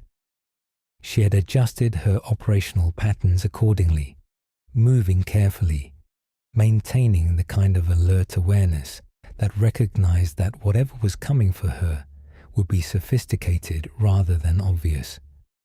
What was coming for her was the Nemesis T-type. Umbrella Europe's answer to a persistent problem in the BOW development program. The Tyrant class was physically exceptional but strategically limited. Its lack of directed intelligence, the absence of the capacity to track a specific target through complex environments, to adapt tactics in response to what the target did, to maintain a mission objective while simultaneously navigating obstacles, made it a weapon of area effect rather than precision. The NE alpha type parasite, developed through research separate from the T virus and progenitor lineage, resolved this limitation by integrating with the Tyrant class host's nervous system and bridging the gap between raw biological capability and the directive function that the original research had failed to produce. Nemesis had been given a target list that included every remaining STARS Alpha team member. It arrived in Raccoon City on September 28th, one day before Leon and Claire, moving through streets that were already beginning their transformation. Its physical dimensions exceeded the T-002 that had been the previous generation's most advanced product. Its capacity for sustained pursuit had been demonstrated in testing conditions, and it could speak, not in any way that suggested ordinary cognition, but enough to function as a statement of purpose, repeating the word that defined its assignment as it moved through an environment full of obstacles, none of which were the obstacle it was calibrated to address. Brad Vickers was the first of its targets it found. Brad Vickers did not survive the encounter. Jill ran. She had enough experience to understand that running was not failure. It was the correct tactical response to something for which the resources immediately available to her were inadequate, and it bought time to find resources that were not immediately available. She also had enough experience to understand that Raccoon City in its current condition was not a straightforward environment in which to find anything, let alone specific resources for a specific problem. Carlos Oliveira was an obstruction that resolved, over the hours that followed, into something considerably more useful. A mercenary employed by Umbrella's Biohazard Countermeasure Service, the UBCS, a unit of paramilitary contractors deployed to produce the appearance of a containment response, while primarily buying time for Umbrella's internal damage management. Carlos was not naive about what his employers were or what his deployment to Raccoon City was designed to accomplish. He was also, underneath the operational detachment that his work required, a person whose moral architecture had not been fully replaced by the professional one, and who found himself, over the hours of the outbreak, incrementally unwilling to serve the function he had been deployed to serve. The infection reached Jill directly at one point, an exposure that, without intervention, would have completed the T-virus's process regardless of the nemesis. Carlos obtained a vaccine through channels that cost him more than the operational report would reflect. She survived it, the antivirus rebuilding what the T-virus had been dismantling. The nemesis persisted throughout all of this. Each encounter Jill had with it, each engagement that damaged it and should have resolved it, produced a different version of the pursuit. The NE alpha parasite's relationship to its host was not stable in the way that the host's original biology was stable. The nemesis regenerated. It adapted. Each iteration was slightly less recognizable as the product of a laboratory design process, and slightly more purely the product of the virus's priorities. The structure falling away What drove the structure becoming the thing itself? October 1st came. The missile strike, authorized through closed governmental deliberations that the public record has never fully described, reached Raccoon City as dawn moved across the eastern sky. The explosion was not precise in any sense that the word precise was designed to accommodate when applied to explosives of that yield delivered to an urban population center. 100,000 people had lived in Raccoon City. The survivors were not measured in any official document in a way that suggested the full accounting had been completed. Raccoon City became, in the language of the official record, a contained event. The language did not contain what the word contained was applied to. In the quiet that followed, the ruins settled into a silence that the surrounding landscape absorbed with the same patience it had absorbed everything that had preceded them. The smoke rose above the valley for days. Emergency response perimeters held the outer boundary. The information inside the boundary continued to produce consequences in the people who had been inside it, long after the structures that had housed those consequences were gone. In the final months of Umbrella's operational integrity, the period between Raccoon City and the corporation's legal dissolution, a facility on a remote Pacific island continued producing the Tyrant series under circumstances that the organization's deteriorating command structure could not adequately monitor. Sheena Island had been one of Umbrella's production facilities, a designation that distinguished it from research facilities, the distinction being that research facilities generated knowledge while production facilities applied it. The Tyrant series required human hosts of confirmed progenitor compatibility, which in practical terms meant a supply of compatible human beings who had consented to neither the compatibility testing nor what came after it. Sheena Island's operational history described, in language calibrated for internal distribution only, a program of systematic human acquisition from surrounding populations, young men and women removed from circumstances where their disappearance would not generate investigation, processed through compatibility screening, and directed, the compatible fraction of them, toward what the facility's production mandate required.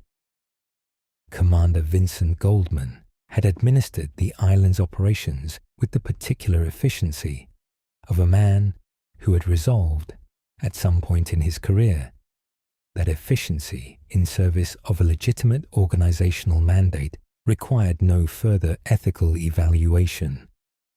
The facility staff operated under his authority in ways that the isolation of the island and the nature of the work enforced a particular compliance with. What happens at a remote research facility becomes, over time, the only reality the people inside it need to negotiate. Goldman understood this and used it. The Tyrant production line at Sheena Island had generated several specimens by the time the wider Umbrella organization's crisis reached sufficient severity to affect the facility's oversight. The specimens were not the refined versions that the Arklay program had been developing. They were an earlier iteration, production models, rather than development models. Their capabilities within the established parameters of the Tyrant class, without the specific refinements that subsequent research would have introduced.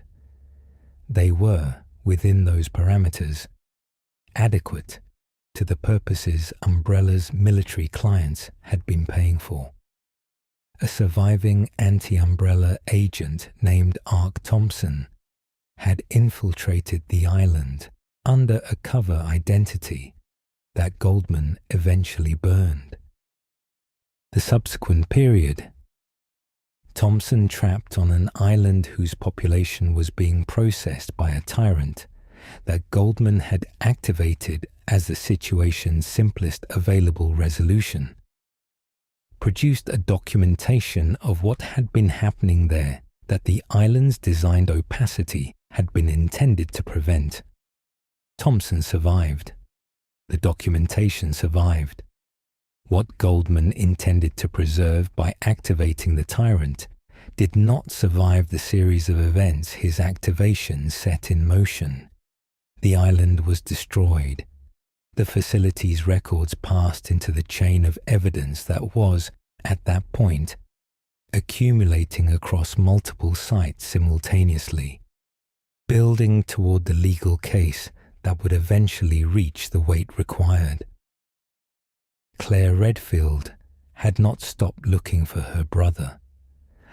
After Raccoon City, after the extraction, after the months in which the world processed what had happened in that American city and decided how much of it to make visible and how much of it to process through the particular institutional opacity that events with powerful corporate stakeholders tend to acquire, Claire pursued the search that had brought her to the city in the first place.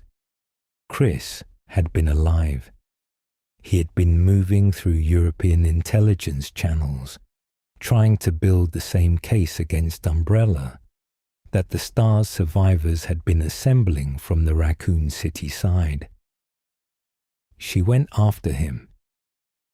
Umbrella security apprehended her in Paris and transported her to Rockford Island, a remote facility in the South Atlantic that served as a private detention center for individuals whose continued freedom posed operational risks to Umbrella's ongoing functions. The island's design was functional and severe, a military installation repurposed for detention, its geography defined by the ocean surrounding it and the cliffs that fell to that ocean, its internal operations managed by a man named Alfred Ashford. Alfred was the son of Alexander Ashford and grandson of Edward Ashford, the co-founder whose death Spencer had arranged in 1977. He was also in ways that the clinical vocabulary of psychology describes, while not fully accounting for, profoundly destabilized by a history that had placed extraordinary burdens on a personality that had not been equal to them. His twin sister Alexia had been the family's true scientific genius, cold, brilliant, consuming in the completeness of her focus. And her absence over the 15 years of her cryogenic suspension had left Alfred maintaining a life built around a relationship that was technically ongoing, but practically impossible. His devotion to an unconscious sister, producing behavioral patterns that the island staff had learned to accommodate rather than address. The Ashford family's scientific project had been the T. veronica virus, a strain derived from the progenitor and combined with genetic material from an ancient retrovirus recovered from Antarctic ice cores, developed as an attempt to solve the compatibility problem that had limited the progenitor's utility since its discovery. The T. veronica theoretically offered evolutionary compatibility without the catastrophic rejection response that the standard progenitor produced in most hosts. In practice, the human immune system's response to the strain was immediate and fatal for every test subject, until Alexia Ashford, at 12 years old, identified a theoretical pathway to survival. Gradual integration through cryogenic suspension, the virus developing within her system over a 15-year period at a rate slow enough that the rejection cascade never reached critical velocity. She had entered suspension in 1983. Alfred had been waiting since 1983. Claire's arrival on Rockford Island triggered the sequence of events that the facility had been holding in suspension in its own way. An attack on the island, Wesker, operating outside Umbrella's authority and pursuing his own collection protocols, had arranged the assault to acquire Veronica research samples, release the island's biological containment at the same time that Claire was trying to navigate a new disaster in a confined environment she had no map for. The island's population, infected in the chaos, proceeded through the by now familiar stages with the speed that the T-virus produced in unprepared populations. Steve Burnside was a prisoner whose path to Rockford had been determined by his father's involvement with Umbrella, a story of complicity and its consequences that had landed Steve in a detention facility on a South Atlantic island, which was not a destination he had arrived at by any choice of his own. He and Claire moved through the island's deteriorating situation with the particular alliance structure that shared survival produces: provisional, practical, and then, over hours that kept demanding more than provisional and practical accounted for, something more genuinely invested than either of them had intended. Steve Burnside did not survive what Alexia Ashford's emergence from suspension made possible. Alexia woke in 1998, 15 years after she had gone under. The T-Veronica integration had proceeded as she had theorized it would. Her capabilities exceeded any BOW prototype Umbrella had produced. The virus fully integrated rather than imposed, operating with her biology rather than against it, the result of 15 years of patient co-development. What she had become was precisely what she had designed herself to become, which said something about Alexia Ashford's intelligence and something about the particular quality of ambition that could sustain a design across 15 years of unconsciousness. Chris arrived on the island, then followed to the Antarctic facility where the Veronica research had been housed. The confrontation with Alexia was the last event of a night that had taken too much from everyone it had included. Chris walked away from it. The Antarctic facility burned. Umbrella did not collapse in a single event. Institutions of its scale rarely do. The collapse happened in stages: legal, regulatory, reputational, each initiated by the exposure of documentation that Umbrella's legal infrastructure had once been effective enough to suppress and could no longer contain once the accumulation reached a threshold that individual lawyers and individual regulatory relationships were not large enough to hold. The Raccoon City disaster had produced survivors who talked. It had produced documentation that found its way into the hands of journalists and lawyers and government investigators who had various degrees of courage about what to do with it and who arrived at those degrees over varying timelines. The legal proceedings that began against Umbrella in the early 2000s drew on the work that people like Jill Valentine and Chris Redfield had been doing since 1998. The patient, dangerous accumulation of a record that was difficult to assemble and difficult to protect, but that proved in the end sufficiently robust to survive the institutional pressure applied against it. Umbrella was formally dissolved in 2004. Its assets were seized. Its facilities were decommissioned, most of them, Its research materials became the subject of ongoing international disputes that will not fully resolve in any timeline visible from the present. Spencer retreated. He had seen the collapse coming before anyone else had read its indicators clearly, and he had made arrangements. His personal retirement was to a residence whose location remained unknown to most people who had ever worked for him. He maintained his private research agenda through channels that no longer required Umbrella's institutional structure. He continued to believe in the project. He continued to believe that it would be completed. Albert Wesker had, by 2004, established himself as the most significant independent actor in the post-Umbrella landscape. The decade between his resurrection at the Spencer estate and Umbrella's legal dissolution had been spent in careful positioning, accumulating research samples that the company's collapse had made available to anyone with the capability and the connections to acquire them, working for rival organizations that provided resources and access in exchange for the intelligence value he represented, building toward a project whose scope exceeded Umbrella's even at its most ambitious. The Ouroboros project, which had begun as an extension of Spencer's original ambition and had developed into something Wesker had made entirely his own, was the destination toward which everything since 1988 had been moving.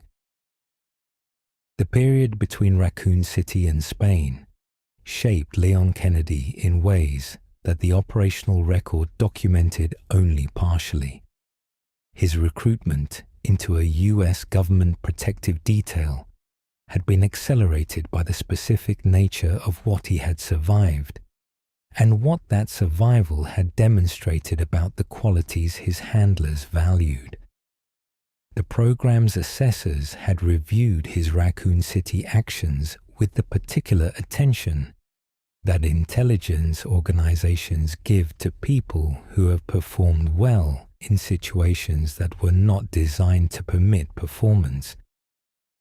What they saw was a capacity for functional effectiveness under conditions of extreme informational deprivation, the ability to make decisions whose quality did not substantially degrade as the situation's demands exceeded the preparation available for them. The training that followed was not aimed at teaching him things he did not already possess.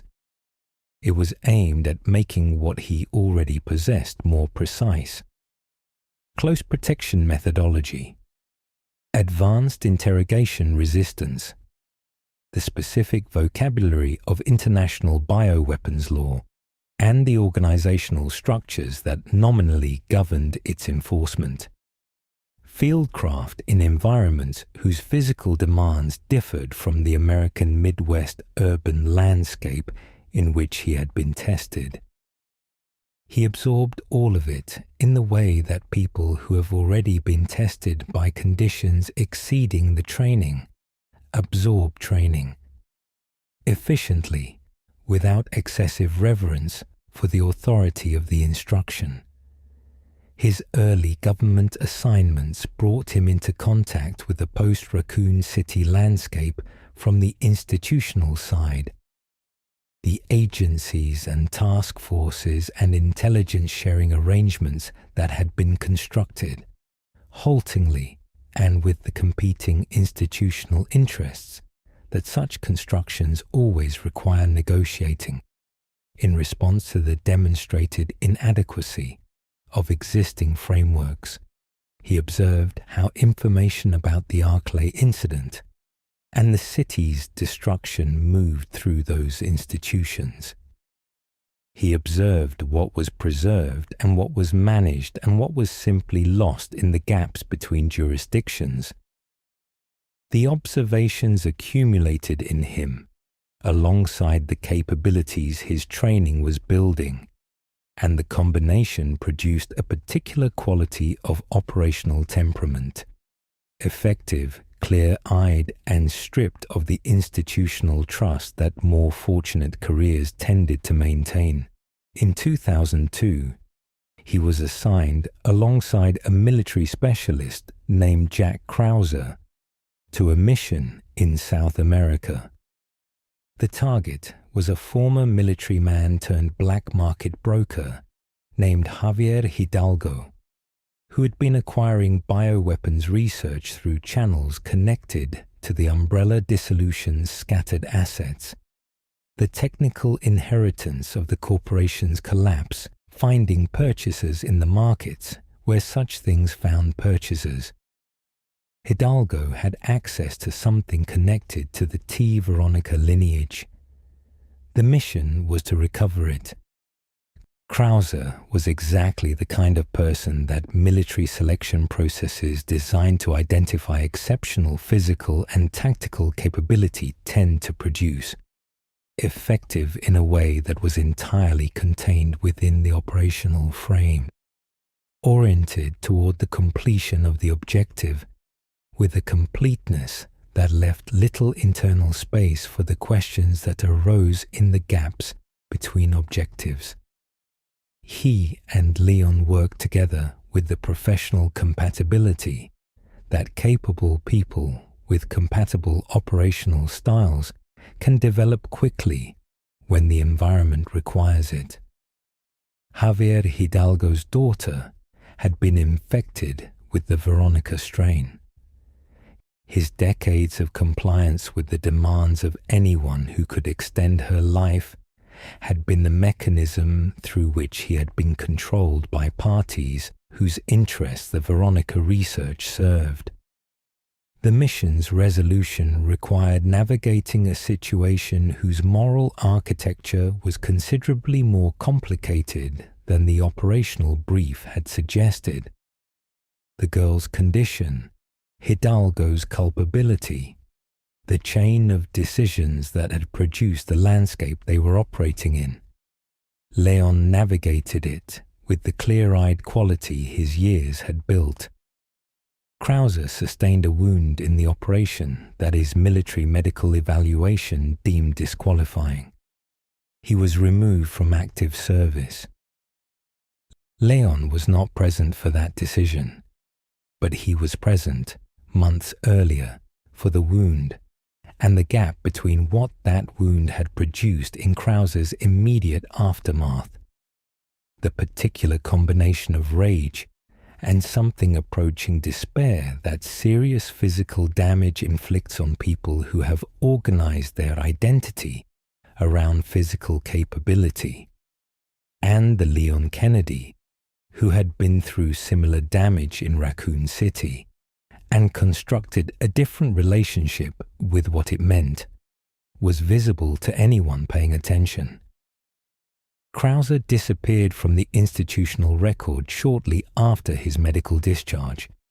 He reappeared in the record in Spain in 2004, in a role that his earlier biography provided insufficient preparation to fully account for. The Bioterrorism Security Assessment Alliance did not form cleanly. Institutional formations of its kind never do. They emerge from the overlap between genuine necessity and organizational self-interest, between the people who understand what the situation requires and the organizations that would prefer the situation required something that fit their existing structures. The genuine necessity was straightforward. Raccoon City had demonstrated, at a scale that could not be minimized beyond a certain point, that the existing international frameworks for responding to biological weapons incidents were inadequate to the category of threat that the T virus represented. The WHO's mechanisms, the existing CDC protocols, the military biodefense structures of the major powers. All of them had frameworks for responding to natural disease outbreaks, for managing chemical attack scenarios, for the deliberate release of known biological agents whose effects and treatment profiles were established. None of them had frameworks for what the Arklay research program had produced. The organizational self-interest was equally straightforward. Multiple governments, multiple agencies, and multiple corporate successors to Umbrella's dissolved assets each had reasons to want to control the shape of whatever institutional response emerged. Control of the response meant control of the information the response generated. Control of that information had implications that ranged from the legally protective to the strategically advantageous, depending on which organization was doing the calculating. Chris Redfield and Jill Valentine were among the people whose contributions to the BSAA's founding carried the particular weight of having been inside what the organization was being built to address. Their credibility was the credibility of direct experience, not the credibility of institutional authority or analytical expertise, both of which the new organization also needed, but the more difficult kind that comes from having been present when the frameworks failed and having survived the failure. The organizations negotiating the BSAA's structure needed that credibility in the room. They also, in several cases, found it inconvenient. People who have been through what Chris and Jill had been through tended to have clear views about what the new organization needed to be, and clear views about institutional design were not always what institutions wanted to hear from people who were, by formal rank, not yet in positions to assert them. The BSAA that emerged from the negotiations was not precisely what either Chris or Jill would have built from first principles. Its mandate was narrower than they believed the situation required. Its authorization frameworks maintained national sovereignty provisions that created operational complications in the environments where bioweapons incidents were most likely to occur. Its intelligence-sharing protocols preserved enough separation between member agencies that the kind of integrated response picture the Raccoon City situation had demanded was still, institutionally, harder to assemble than it should have been. It was, nevertheless, substantially better than nothing, and the people working within its constraints understood both the constraints and the reasoning for pushing against them. The first years of BSAA operational history were quiet in the sense that no event of Raccoon City's scale occurred within them, which was not the same thing as quiet in the sense of uneventful. The organization's case files from 2003 through 2007 document a series of incidents on a scale below catastrophic that collectively traced the distribution of umbrella-derived research through the networks that the corporation's dissolution had made available. Small outbreaks, intercept operations against bioweapons shipments, the identification and dismantling of research programs that had been seeded by former umbrella personnel in academic institutions and private laboratories and government research annexes across multiple continents. The work was unglamorous and operationally grinding and absolutely necessary, and it produced, in the people who did it, the particular kind of expertise that only sustained exposure to a problem domain builds. The girl who'd been carried out of Raccoon City on a train was not given time to be simply a child who had survived something terrible. Sherry Birkin's cellular biology had been altered by the G embryo that her father had implanted during his pursuit through the facility. The embryo had not survived in the form Birkin's transformed state had intended it to. The G virus's reproductive process required a biological compatibility that Sherry possessed, and that, combined with the antibodies she produced in response to the G virus's presence, had produced an outcome neither entirely like infection nor entirely like immunity. The G virus in her cells persisted in a suppressed state. Her body produced antibodies that held it there. The cells she regenerated from any wound healed at a rate that had no basis in ordinary human biology. She was, in the clinical vocabulary of the analysts who spent the next several years studying her, a stable carrier, something the G virus's research history had not previously been able to produce.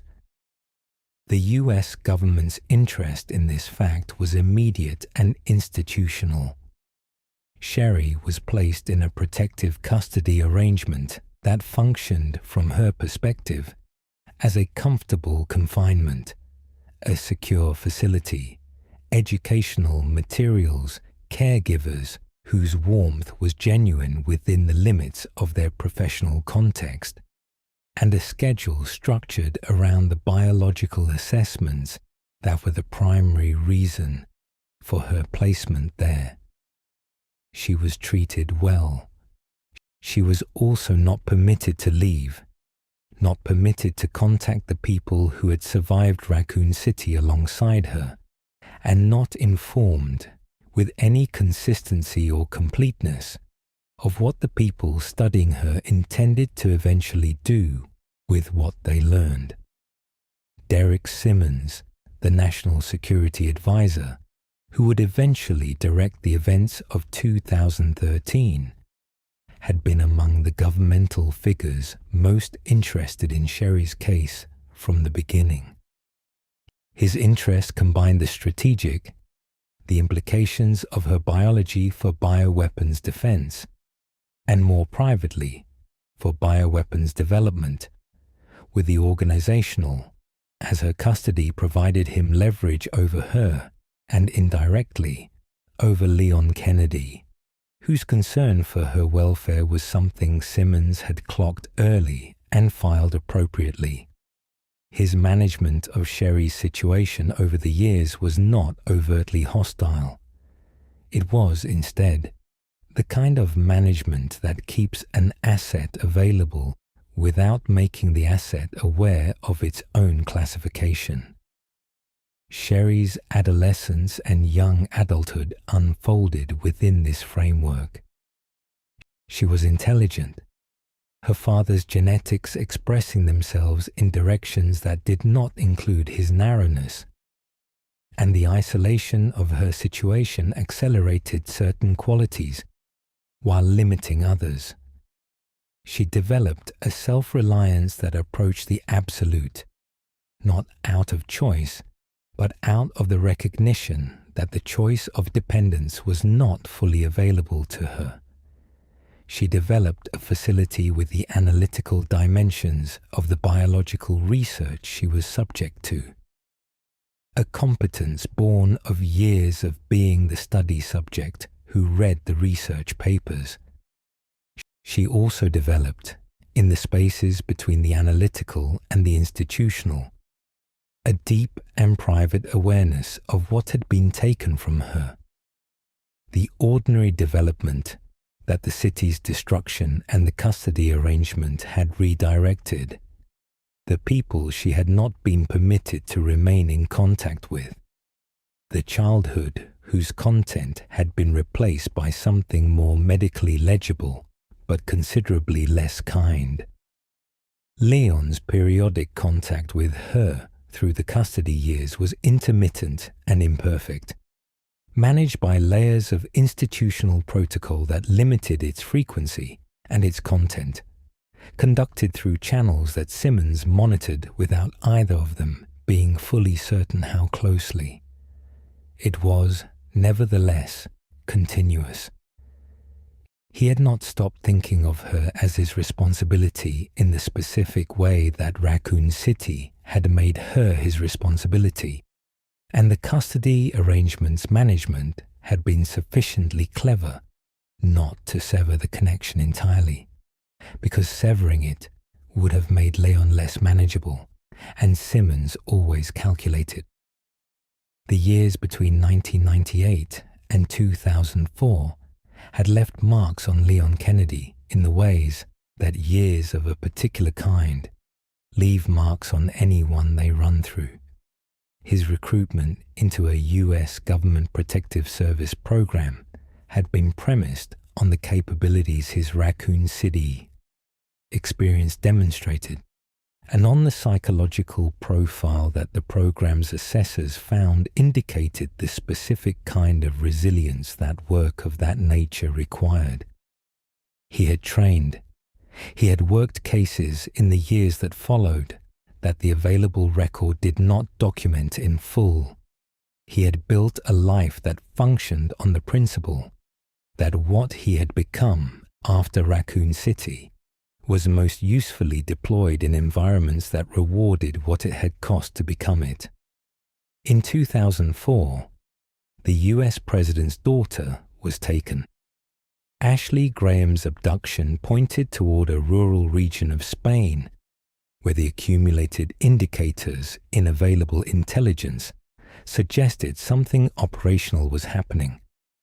Unusual activity patterns, communication profiles that did not fit civilian behavior, the specific kind of silence around a community that surveillance interpreted as organizational rather than geographic. Leon was sent to find her. What he found was a community in the advanced stages of transformation by something that operated through entirely different mechanisms than either the T-virus or G-virus had. The plagas were parasitic organisms of significant antiquity.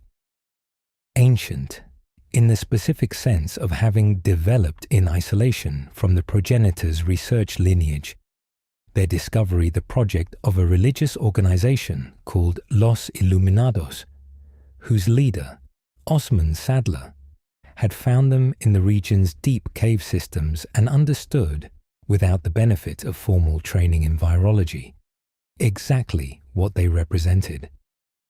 The Las Plagas integrated into host biology differently than any virus. They did not replace cellular structure or overwhelm it. They grew alongside it, establishing within the host nervous system a network of parasitic tissue that functioned through a combination of biological integration and neurological influence. A plagas host retained most of its baseline cognitive function, retained, in many observable respects, the appearance of ordinary personhood. What changed was the direction of its will. Hosts who had developed full plagas integration served the collective's purpose with a consistency and completeness that no conventional coercion could have produced, because the coercion had become invisible even to the hosts themselves. The villagers of the rural Spanish community Sadler had converted did not know they had been converted. Or rather, the part of them that had once known was no longer the part that made decisions. Ada Wong arrived in the region through pathways that connected to interests and organizations she had been serving since before Raccoon City. A figure whose motivations and affiliations were never fully visible from Leon's position. Her actions consistently helpful enough to preserve his life through situations that should have been conclusive, and consistently withheld enough to prevent any complete accounting of her actual agenda. She was an operative of exceptional capability, who had chosen, at some point in her career, to work in the space between organizations rather than for any single one of them, and who had managed that position long enough to have become very good at what it required. Leon moved through the village, the castle, the military installation on the island offshore, recovering Ashley Graham through a sequence of encounters with what the Plaga's population of each location represented. Each venue demonstrating something different about the parasite's range. The ganados of the village were aggressive in the straightforward way of infected populations whose intelligence had been redirected toward a single purpose. The Illuminados in the castle operated with more organization, their Plaga's integration more advanced, their coordination more suggestive of the parasite's full capabilities. The soldier-type Plagas in the military installation demonstrated the specific things that the parasite could do to a host whose physical conditioning had already developed in professionally directed directions. Sadler died in the encounter that followed the recovery. The Spain incident was, in the terms of Leon's operational mandate, a success.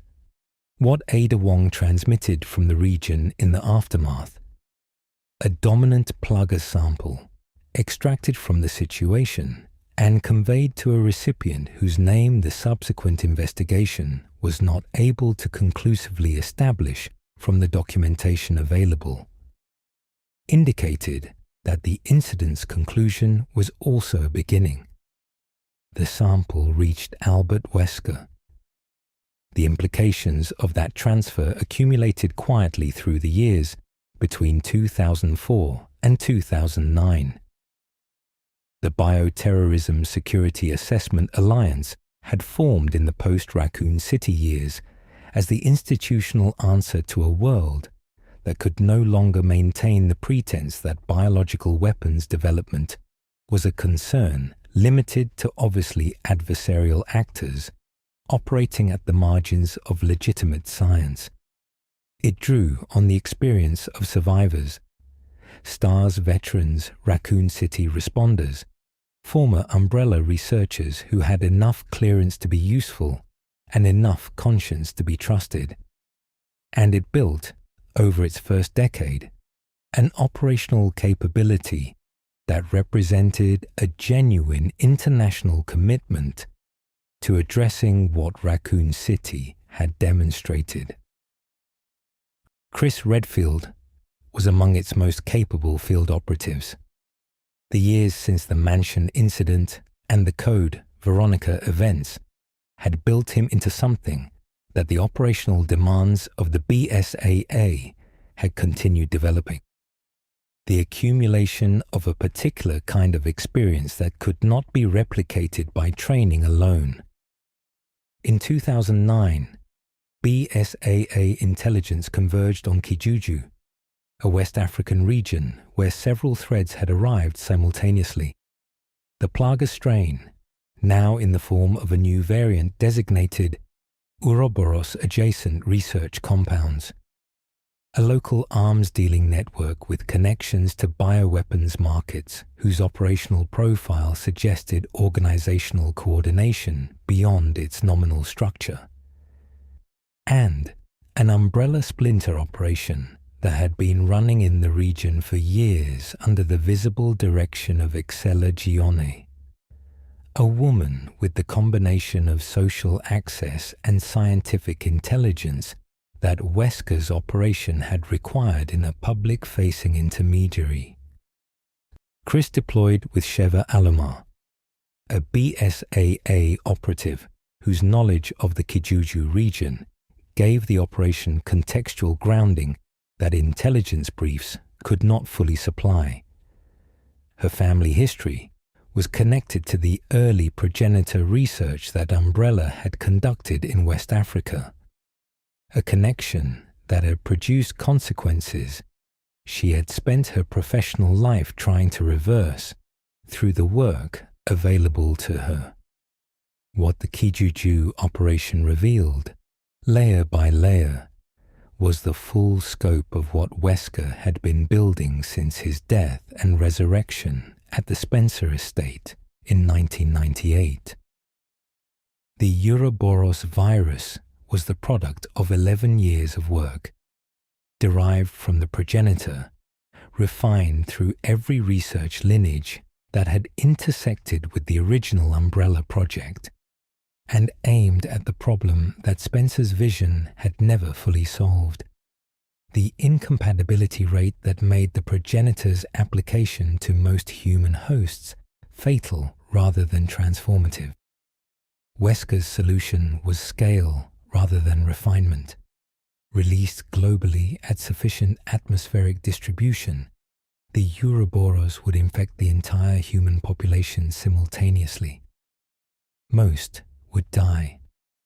A fraction, the genetically compatible fraction, the percentage that the progenitor had always selected, would survive, transformed. Those survivors would be, by the project's logic, a new humanity. Wesker believed he was already the proof of concept. The operational irony of the Kijuju situation was that Spencer was still alive. Spencer had survived to old age in the private residence that no one still working for Umbrella's successors had been able to locate, and he received visitors only when he chose to. And in 2009, he chose to receive Wesker. What Spencer wanted from the meeting was the acknowledgement that his project was being completed.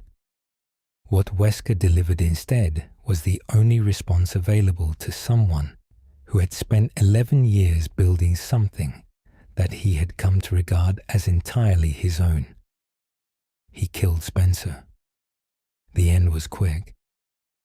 Spencer had spent his life being the person who decided other people's fates, and the irony of being on the receiving end of someone else's calculation about the necessity of his death was the kind of irony that events do not arrange deliberately, but sometimes produce regardless.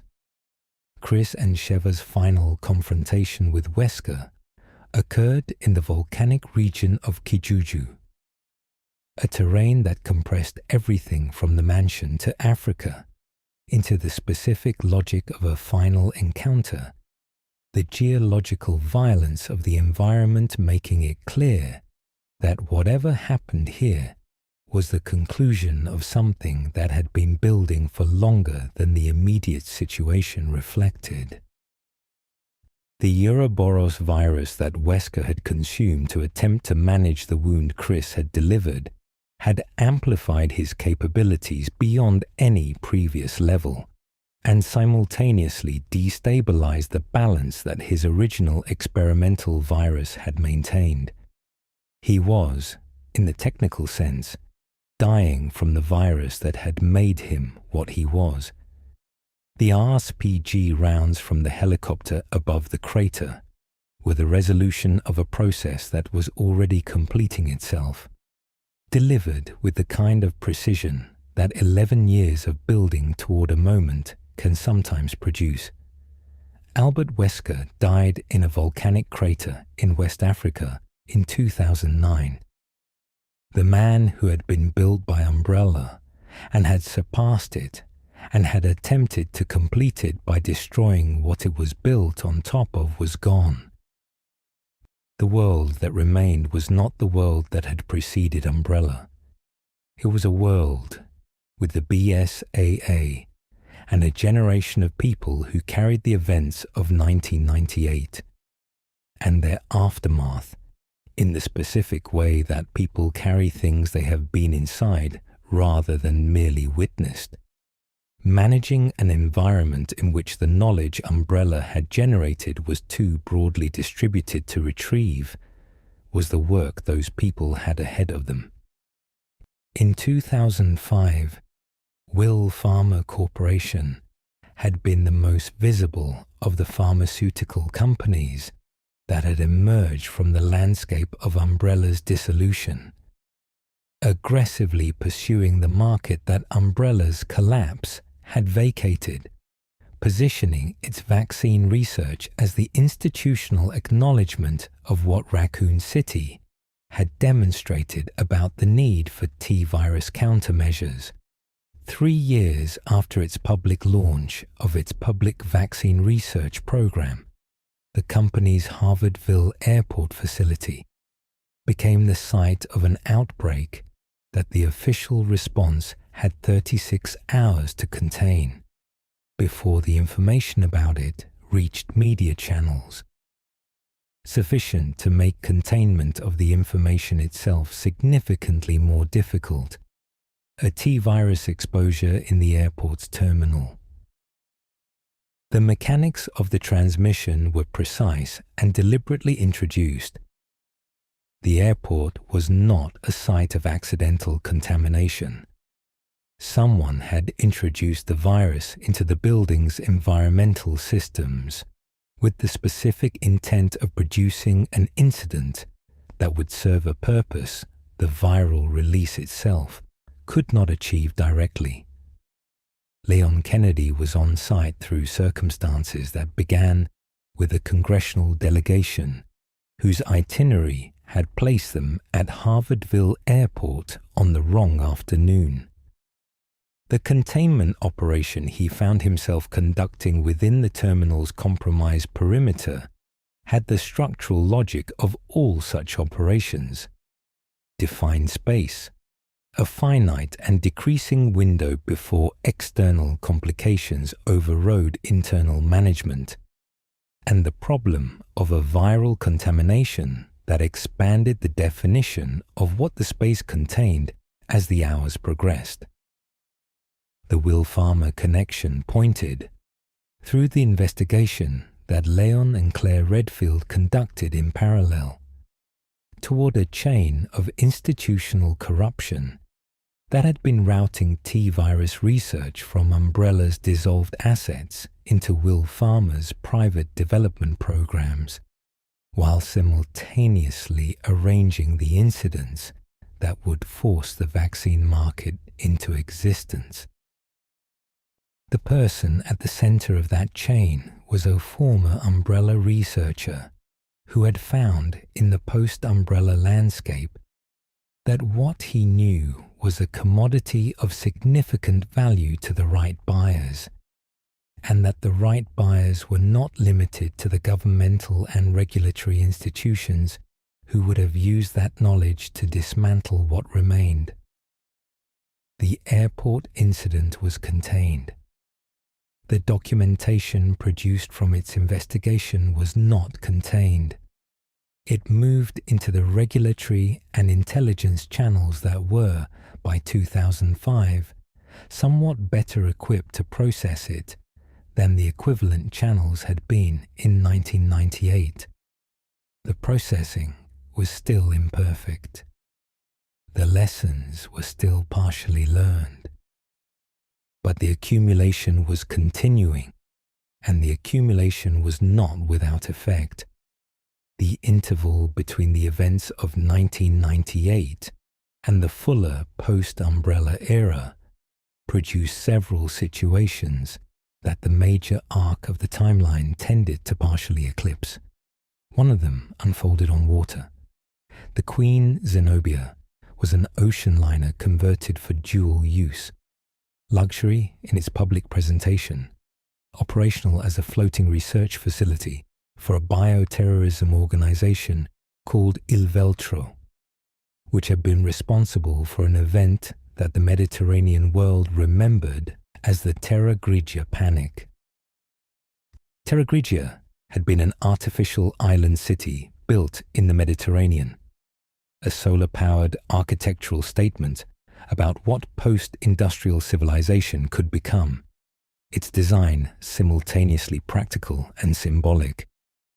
Il Veltro had released a mutated strain of what was classified as the T-Abyss virus into the city's environment in 2004. The Federal Bioterrorism Commission had resolved the situation by sinking the city. Terra Grigia descended into the Mediterranean that its ambitions had been built above. The T-Abyss virus had been adapted to marine environments. The marine organisms that served as its primary reservoir having shaped its evolutionary trajectory in directions that land-based strains did not share.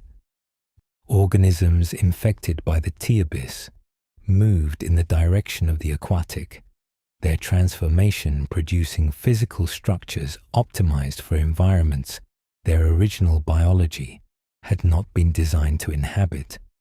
The sea had its own transformations, ancient and continuous, operating on timescales that made even the progenitor's history look recent.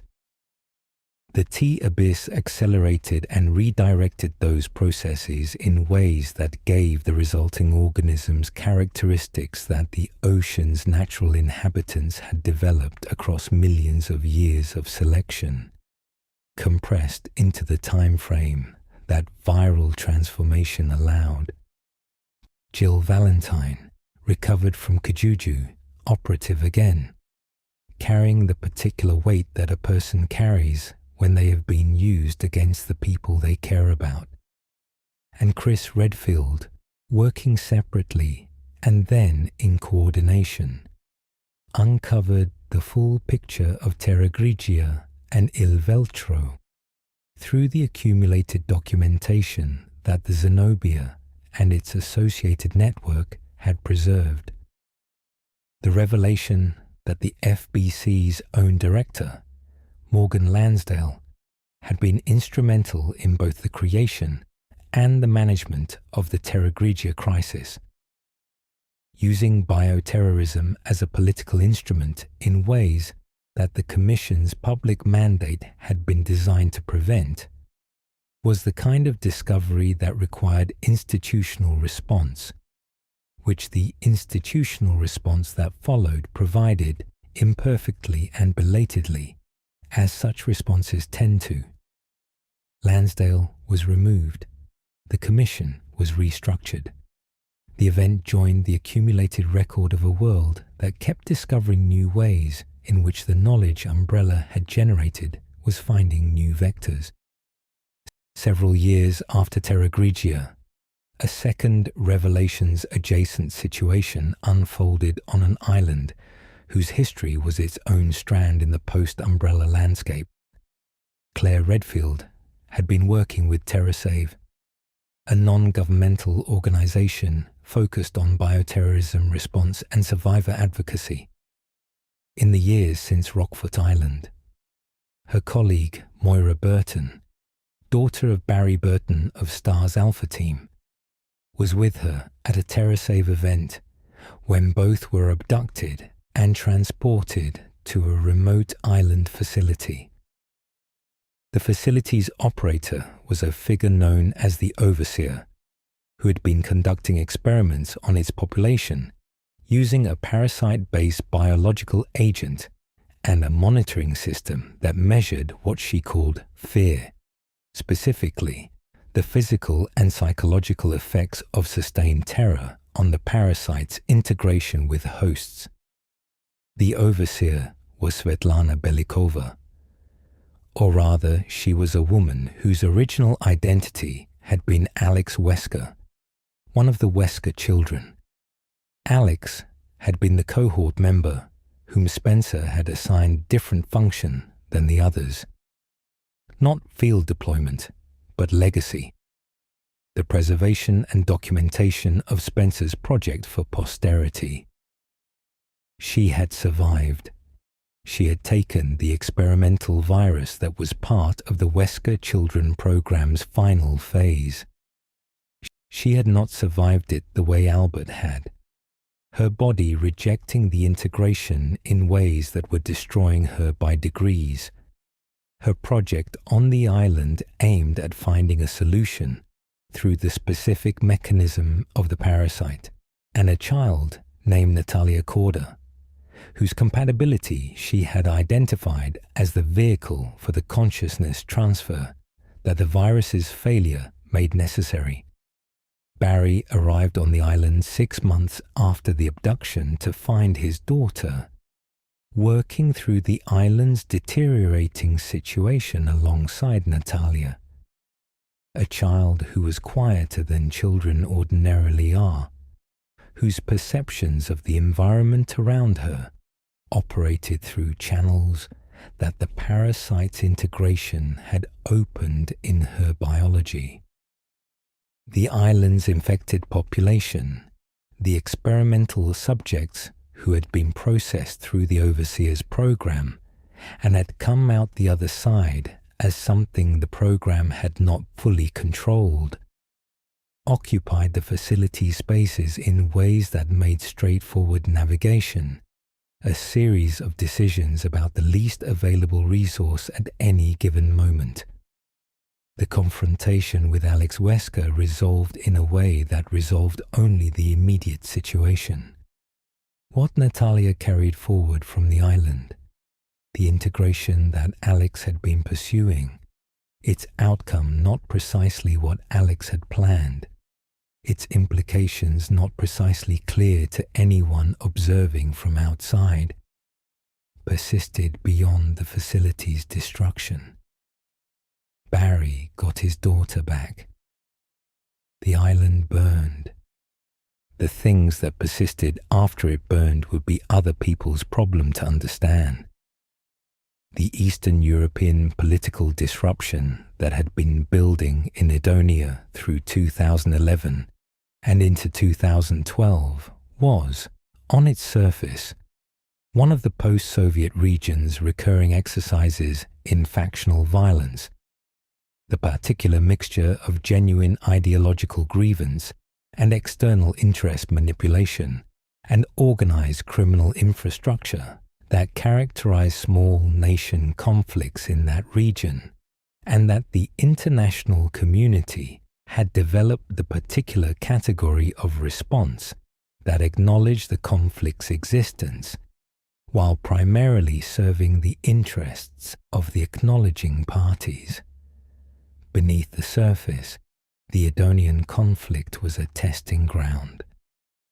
Neo Umbrella's operational logistics had been preparing the C virus deployment that 2013 would complete, and the Edonian insurgency offered both a client market for the Javo generation bioweapons and a live operational environment in which their performance characteristics could be assessed against actual resistance forces rather than the controlled conditions that laboratory evaluation allowed. Jake Muller had been operating as a mercenary in the Edonian theater through 2012, one of several hundred irregular military personnel whose presence in the conflict zone was explicable by the market dynamics of regional civil wars, whose specific capabilities and background could be attributed to an unremarkable personal history.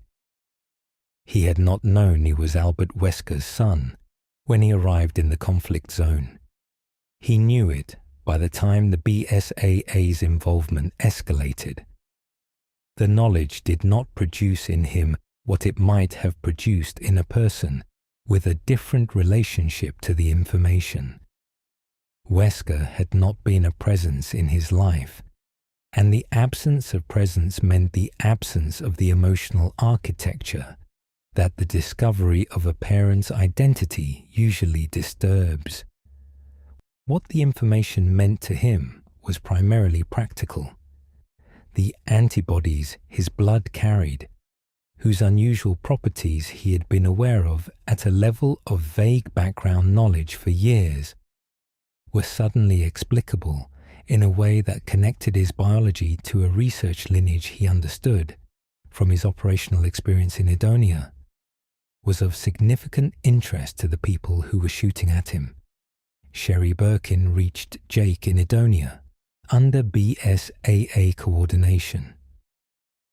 The government's calculation being that the cellular biology she carried and the cellular biology he carried represented, in combination, a research opportunity that justified the operational risk of placing both of them in the same conflict zone. What neither of them had requested was to be each other's immediate context for the following several months. What they found in the operational proximity that the situation imposed was that the shared experience of having survived Raccoon City's aftermath in their very different ways, at their very different ages, from their very different positions in relation to what the city had contained, was a form of common ground that most people they encountered did not have access to. Their partnership was not sentimental. The work did not permit sentiment. But the recognition was real, and it carried them through circumstances that recognition alone was sufficient to navigate, and other circumstances where recognition was necessary but insufficient, and they got through those too by other means. In 2012, the Mahawa Hope Academy in Southeast Asia had been one of those institutions that projected, in its public presentation, a quality of isolation that its administrators understood as prestige rather than concealment. An elite private school, its campus set in remote tropical forest, its student population drawn from the families of Asia's wealthiest and most connected, its relationship with its host national government calibrated to produce the kind of official indifference that very expensive educational institutions produce in very expensive ways. The infection that had entered the school community through a student named Nanan Yoshihara, who had been in contact with a woman named Carla Radames, whose role in the developing neo-umbrella operation was already in progress by this point, had been consuming the Academy's population for months before the BSAA's involvement reached the point of formal engagement. The C virus prototype that Carla had introduced to the Academy's community was an early version, less refined than what 2013 would deploy at scale, its behavioral characteristics not yet fully predictable, its transmission vectors not yet fully mapped. But it produced, in the confined population of the school, a demonstration of what mass C virus exposure in a closed community looked like. Chris Redfield and Piers Nivens had been among the BSAA response. The Academy's remote location meant that their engagement with the situation occurred outside the institutional framework that urban operations provided, without the reinforcement that a larger operation could have supplied, without the medical and logistical infrastructure that proximity to a major facility offered. What they had was each other and the operational experience that each of them carried into the forest. The Academy burned. The documentation that the incident produced moved into BSAA channels at a classification level that reflected the organization's understanding that what it had observed was not an isolated incident, but a preview. The C virus was being prepared for deployment at a scale that a single elite school in the tropical forest did not represent. The timeline for that deployment was not yet known. It was 2013 before the timeline resolved. The year 2013 produced 3 simultaneous crises on 3 continents, connected by a thread that took the full scope of the BSAA's intelligence apparatus several months to trace to its source. The C virus represented the most recent major iteration of the research lineage connecting the progenitor to every subsequent strain that had emerged from either umbrella's direct operations or the work of the people who had passed through them. Its creator was a researcher named Carla Radames, whose exceptional capability had been identified by Derek Simmons, the US National Security Advisor and covert director of an organization called The Family, who had then used an early version of the C virus to transform her entirely. Her original identity, her memories, her sense of self had been displaced and replaced through the viral process. A new identity constructed in the resulting space. She had been made into Oda Wong, a person she had not been born as, but who was now the only person she was. This was, in the most literal sense available, the completion of Spencer's original project, the rewriting of a human being through a viral mechanism, the production of something other than what the person had been. That Simmons had used it as a tool of personal obsession rather than evolutionary ambition did not change the technical fact of what had been accomplished. Carla Radames had not remained what Simmons had made her. In the years since her transformation, she had used the intelligence and capability that both her original self and a reconstructed one possessed to build something aimed at the world Umbrella's collapse had left behind. Neo Umbrella, the name both a reference and a declaration, was a bioterrorism organization whose C virus deployment programs in 2013 targeted 3 separate regions simultaneously. Javo were the primary soldier class of Neo Umbrella's operational forces, C virus-infected subjects who retained significantly more cognitive function than earlier BOW types, while developing physical modifications that enhanced their combat capabilities in specific directions. The C virus's particular characteristic was its response to injury. Damaged tissue did not simply heal along the original template, it modified. Each wound became an opportunity for the virus to revise its host in a new direction, the resulting mutations not random, but not precisely predictable either. Their direction determined by a combination of the host's original biology and the virus's own internal logic, producing organisms whose form changed across the course of an engagement in ways that required continuous tactical adaptation from whatever force was opposing them. Leon Kennedy was in Tall Oaks when the C virus release in that city began. He lost people there. People he had tried to protect and whose deaths produced the kind of weight that accumulates in a person's professional life when they have been in enough situations where what they could do was not enough.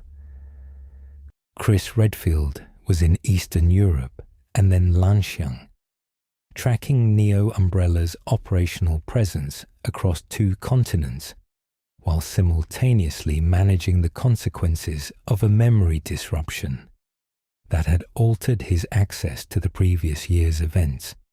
His BSAA unit had been engaged in combat operations against a target whose full identity he had not recovered.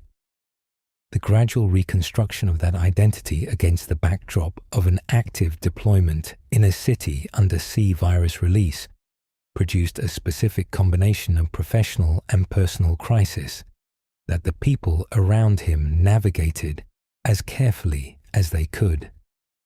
Jake Muller, mercenary, exceptional combatant, operating in the same Eastern European theatre as Chris's unit, had not known who his father was. Albert Wesker had not been a presence in his life in any conventional sense. What Wesker had passed to his son was genetic.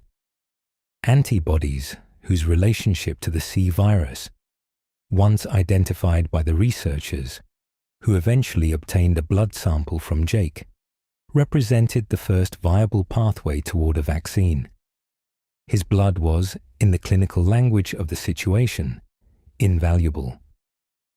His cooperation with the BSAA operatives working the case was not automatic.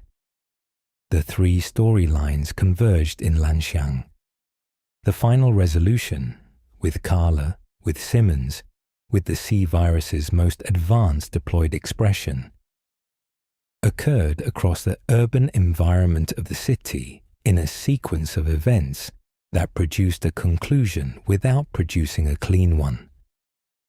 Neo Umbrella dissolved. Simmons died. The C virus was contained sufficiently that the specific catastrophe, 2013, had been designed to complete, did not complete itself. What Carla Radames had built, and what had been built from her through Simmons's project, settled into the record as another data point in the long history of people deploying biology as the instrument of ambitions that the word bioterrorism had never been quite precise enough to describe. The Dulve Parish situation did not begin with the BSAA. It began with a man looking for his wife.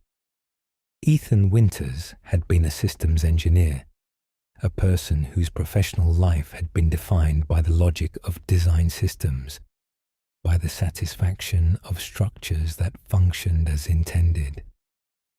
That life had ended in 2014, when Mia Winters disappeared under circumstances that the explanation he had received was not adequate to account for. He had spent 3 years in the particular suspension that not knowing and not being able to stop thinking about not knowing produces. The suspended animation of a grief that could not complete itself because the information necessary to complete it had not arrived. A message arrived in 2017. A video from Mia, brief and strange and wrong in its tone, in ways that his 3 years of analyzing her absence had given him more sensitivity to than an ordinary person would have had. An address in rural Louisiana. He went. The Baker estate occupied its several acres with the settled, humid permanence of a property that had absorbed generations of what the surrounding Louisiana swampland offered. The smell of standing water and rich soil and the specific kind of heat that pressed against the skin and stayed there. The vegetation thicker and more insistent than anything that grew at temperate latitudes.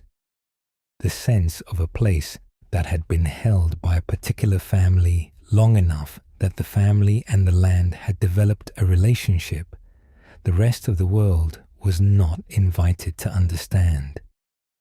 The Bakers had changed in 2014, after Mia's arrival had introduced them to Irvine. The change was not the T-virus's kind of change.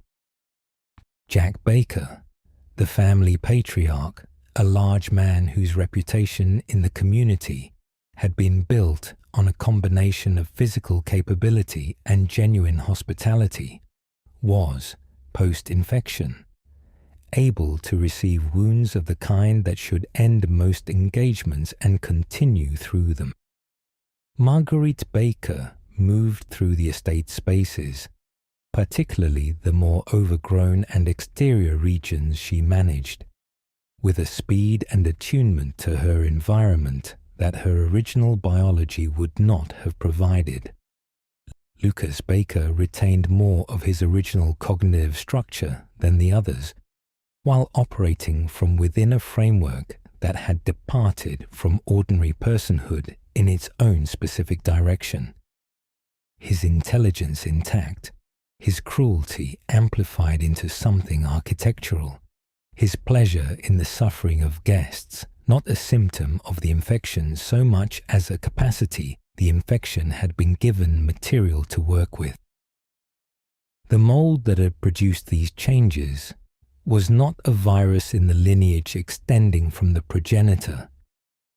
It was a different category of biological agent entirely, a fungal network organism whose mycelial connectivity allowed it to share information, regulatory signals, and in sufficiently advanced cases, something that functioned like consciousness across the distributed structure of the colony.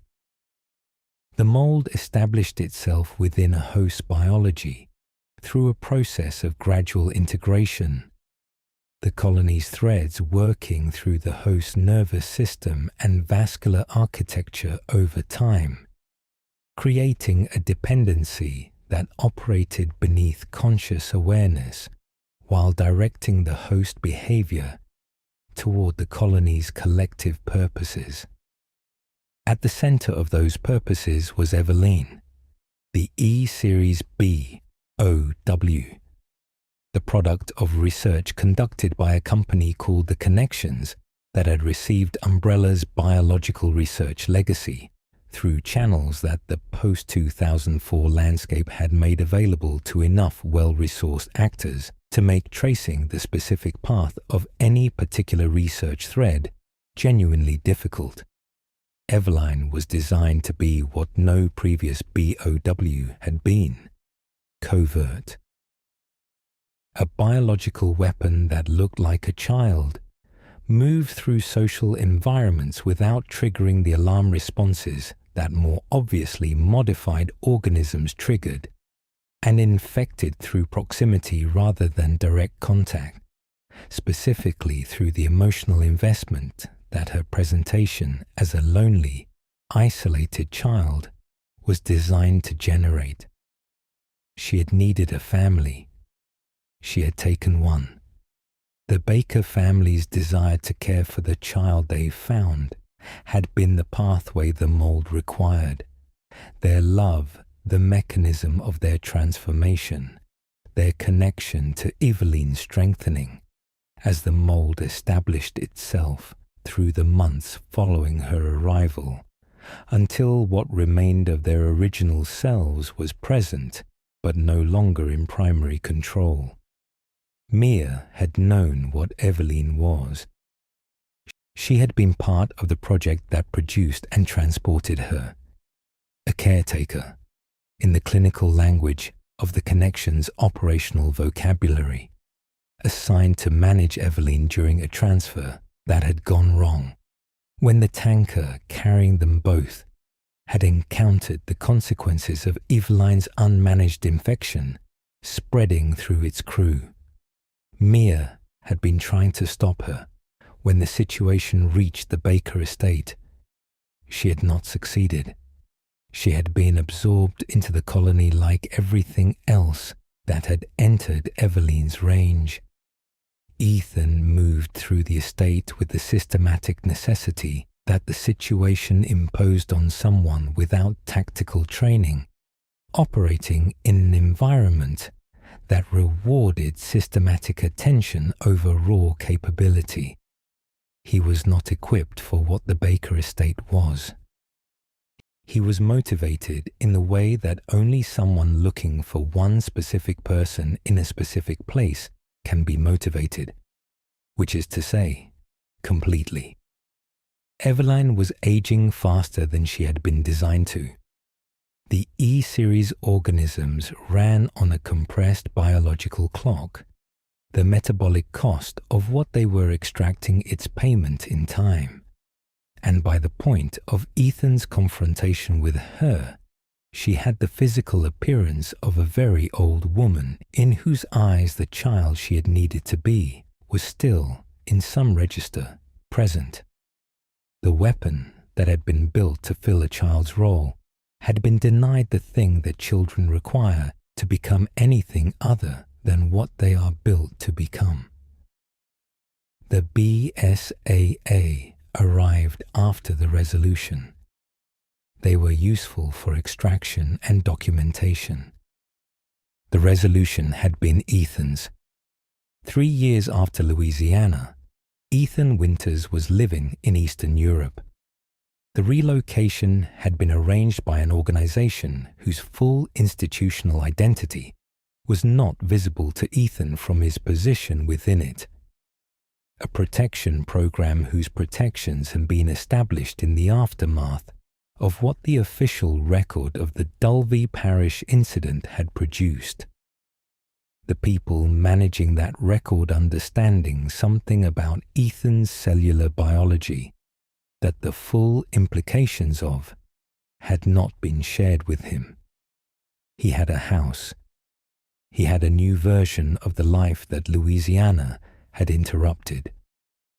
He had Mia, and they had Rose, Rosemary Winters, born after Dulvey, an infant whose cellular record carried the traces of what her father's exposure to the mold had left in his biology, which was to say traces of Eveline's integration and the megamycete's connection, expressed in a passive form that existed without being active, an inheritance whose eventual significance no one in the protection program had yet fully assessed. Mother Miranda had been in the mountain village for nearly a century. She had not been born there. She had arrived in the aftermath of the 1919 Spanish flu epidemic, having lost her daughter Eva to the disease, and had found, in the geological structure beneath the village, the megamycete, a vast fungal entity buried deep in the mountain's substrate, its mycelial network extending through the bedrock in ways that made it less an organism in the conventional sense and more an environment, a system, a distributed consciousness that had been accumulating biological material for longer than any documented human civilization had existed. The flu epidemic that had taken Eva had also, presumably, taken enough of the village population that the ecological disruption allowed Miranda's investigation to proceed without the interference that a fully occupied community might have generated.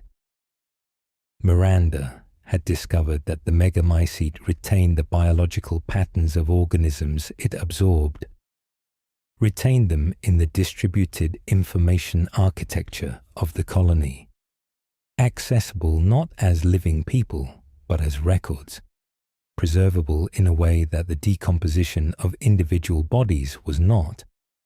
Eva was in the megamycete. In principle, Eva could be recovered from it, her pattern extracted and placed in a compatible vessel, the vessel serving as the mechanism by which the record became a person again. The century Miranda had spent in the village was the century it took to build the vessel. The Lords were the megamycete's most advanced human products, the outcomes of a Kadu parasitic organism that Miranda had derived from the entity and used to transform human subjects in ways that the progenitor had gestured toward without achieving through its different mechanisms. Altina Dimitrescu, the towering figure of the castle, operated at a scale and with capabilities that her Kadu integration and the specific viral component of her transformation had produced. Not immortal, but approaching the distance from ordinary mortality that the word implied. Donna Beneviento, whose integration had produced not physical modification, but perceptual and psychological influence, managed her domain through the particular horror of what she could make visitors perceive. Salvatore Moreau, whose transformation had been less successful than the others in the direction Miranda had intended, survived as something that deserved a greater compassion than it received. Carl Heisenberg, the most cognitively intact of the four, had built his factory and his army and his resistance to Miranda's authority across years of waiting for someone with sufficient capability to arrive and be useful. Heisenberg's assembly, magnetized corpses and industrial machinery and Kadu integration, a force aimed at Miranda that required human capability to direct, had been waiting. Ethan arrived with the motivation that had worked in the Baker estate, and the 3 additional years of experience that 3 years of living inside what had happened in Louisiana had built. Miranda needed Rose. The Megamycetes records contained Eva, but the vessel required a specific biological affinity. The mold's integration in Ethan's cellular biology had passed to Rose in a form that made her uniquely compatible. The child representing the culmination of a century of preparation that Miranda had not fully planned for, but had not been able to plan against either, since the specific chain of events that produced Rose had not been visible in any projection Miranda had been working from. Miranda took Rose. Ethan moved through the domains of the Lords, through Heisenberg's factory, toward the recovery of his daughter, losing things at each stage that the situation required rather than offered. The encounter with Miranda in the village's final configuration. The Megamycete activated. The village and its surrounding geography in the process of being consumed by the entity's expansion demanded a resolution that the weapons and the determination and the specific quality of Ethan Winters' motivation made possible. Ethan Winters did not leave the village. The particular nature of what the mold had done to his biology over the years since Louisiana, the Megamycete's integration with what the mold had made of him, the way the colony had maintained a pattern in its network that corresponded to the person who had been connected to it, persisted in ways that the explosion that ended the Megamycete's expansion did not entirely resolve. What that persistence eventually produced was not visible on the day of the village's destruction. Rose was carried out by helicopter into a morning whose mountains held their snow with the same patience they had held everything that had happened beneath them. She was alive. She was the daughter of someone who had loved her enough to go into 2 separate horrors looking for her, and she carried that forward into the world that the helicopter carried her into, forward and upward and away. Decades after Oswell E. Spencer sat with 2 other men in a lecture hall and decided that human evolution was a resource to be managed, the world those men had shaped carried its consequences in ways none of them had fully anticipated, and none of them were alive to observe. Umbrella was gone. The corporation had dissolved into legal proceedings and seized assets, and the institutional ruin that power of its scale eventually produces when it has been applied in directions that enough of the world disagrees with for long enough. Spencer was dead, killed by the person he had built. The irony of a designed instrument turning toward its designer a logic that Spencer himself would have recognized as correct, if not welcome. Marcus was gone. Whatever had reconstituted itself in the Arklay training facility had ended when the facility burned, the leech colony's 10-year project completing itself and then concluding in the way that the things Marcus had been willing to allow to develop without limit tended to conclude. Birkin existed only as a data point in the long research record he had dedicated his life to building, the person he had been consumed entirely by what he had loved more than he had loved himself. Wesker was ash. The Ouroboros project, built on a century of research that had begun with a flower in West Africa and had accumulated through 30 years of covert operations and private ambition, and the specific quality of intelligence that the Wesker Children program had been designed to produce, had ended in a volcanic crater in the region where the original research had been conducted. the proximity to the progenitor's natural habitat, was not intentional. Events do not arrange their ironies on purpose. What persisted was not any single organization or any single person's vision.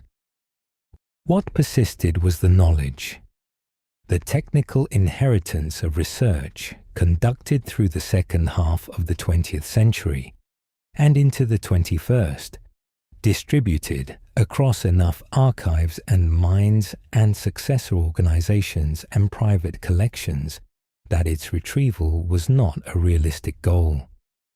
The BSAA continued its work in a world that kept finding new vectors. TerraSave continued its advocacy. The people who had been inside the worst events of the preceding decades continued to carry what they had been inside, applying it where the application was useful, living with it where the living was the only option remaining. Rose Winters grew up. The cellular inheritance she carried, the megamycete's traces, the mold's integration, whatever the specific combination of her father's exposure and her own development had produced, developed alongside her into something that the researchers who monitored her did not have adequate vocabulary for yet. She had capabilities. The capabilities had costs. The costs were negotiated over years in the ways that all costs of that kind are negotiated. Through the slow work of becoming a person who can carry what they carry without being fully defined by it. The mountain village's snow continued to fall over the megamycete's remains, covering and uncovering the evidence of what had happened there with the seasonal patience of a landscape that had witnessed centuries of human ambition and had outlasted all of it.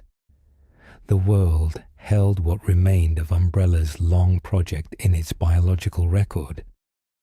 In every organism that had been touched by the progenitor's descendants, in every population that had been exposed to strains that the official history had not fully documented, in the distributed technical knowledge that no dissolution proceeding had been capable of fully retrieving. The silence between major events was not the silence of resolution. It was the silence of accumulation. The quiet in which the next consequence of the decisions made decades ago continued to develop in directions that were not yet visible. That silence persisted, and within it, the world went on breathing, carrying what it had been given to carry, patient as the megamycete, patient as the progenitor waiting in its flower before Spencer found it, patient as the leeches in the dark beneath the Arklay mountains, patient as all the things that do not stop becoming whatever they are becoming simply because no one is watching them. The story does not end. It has never ended that way.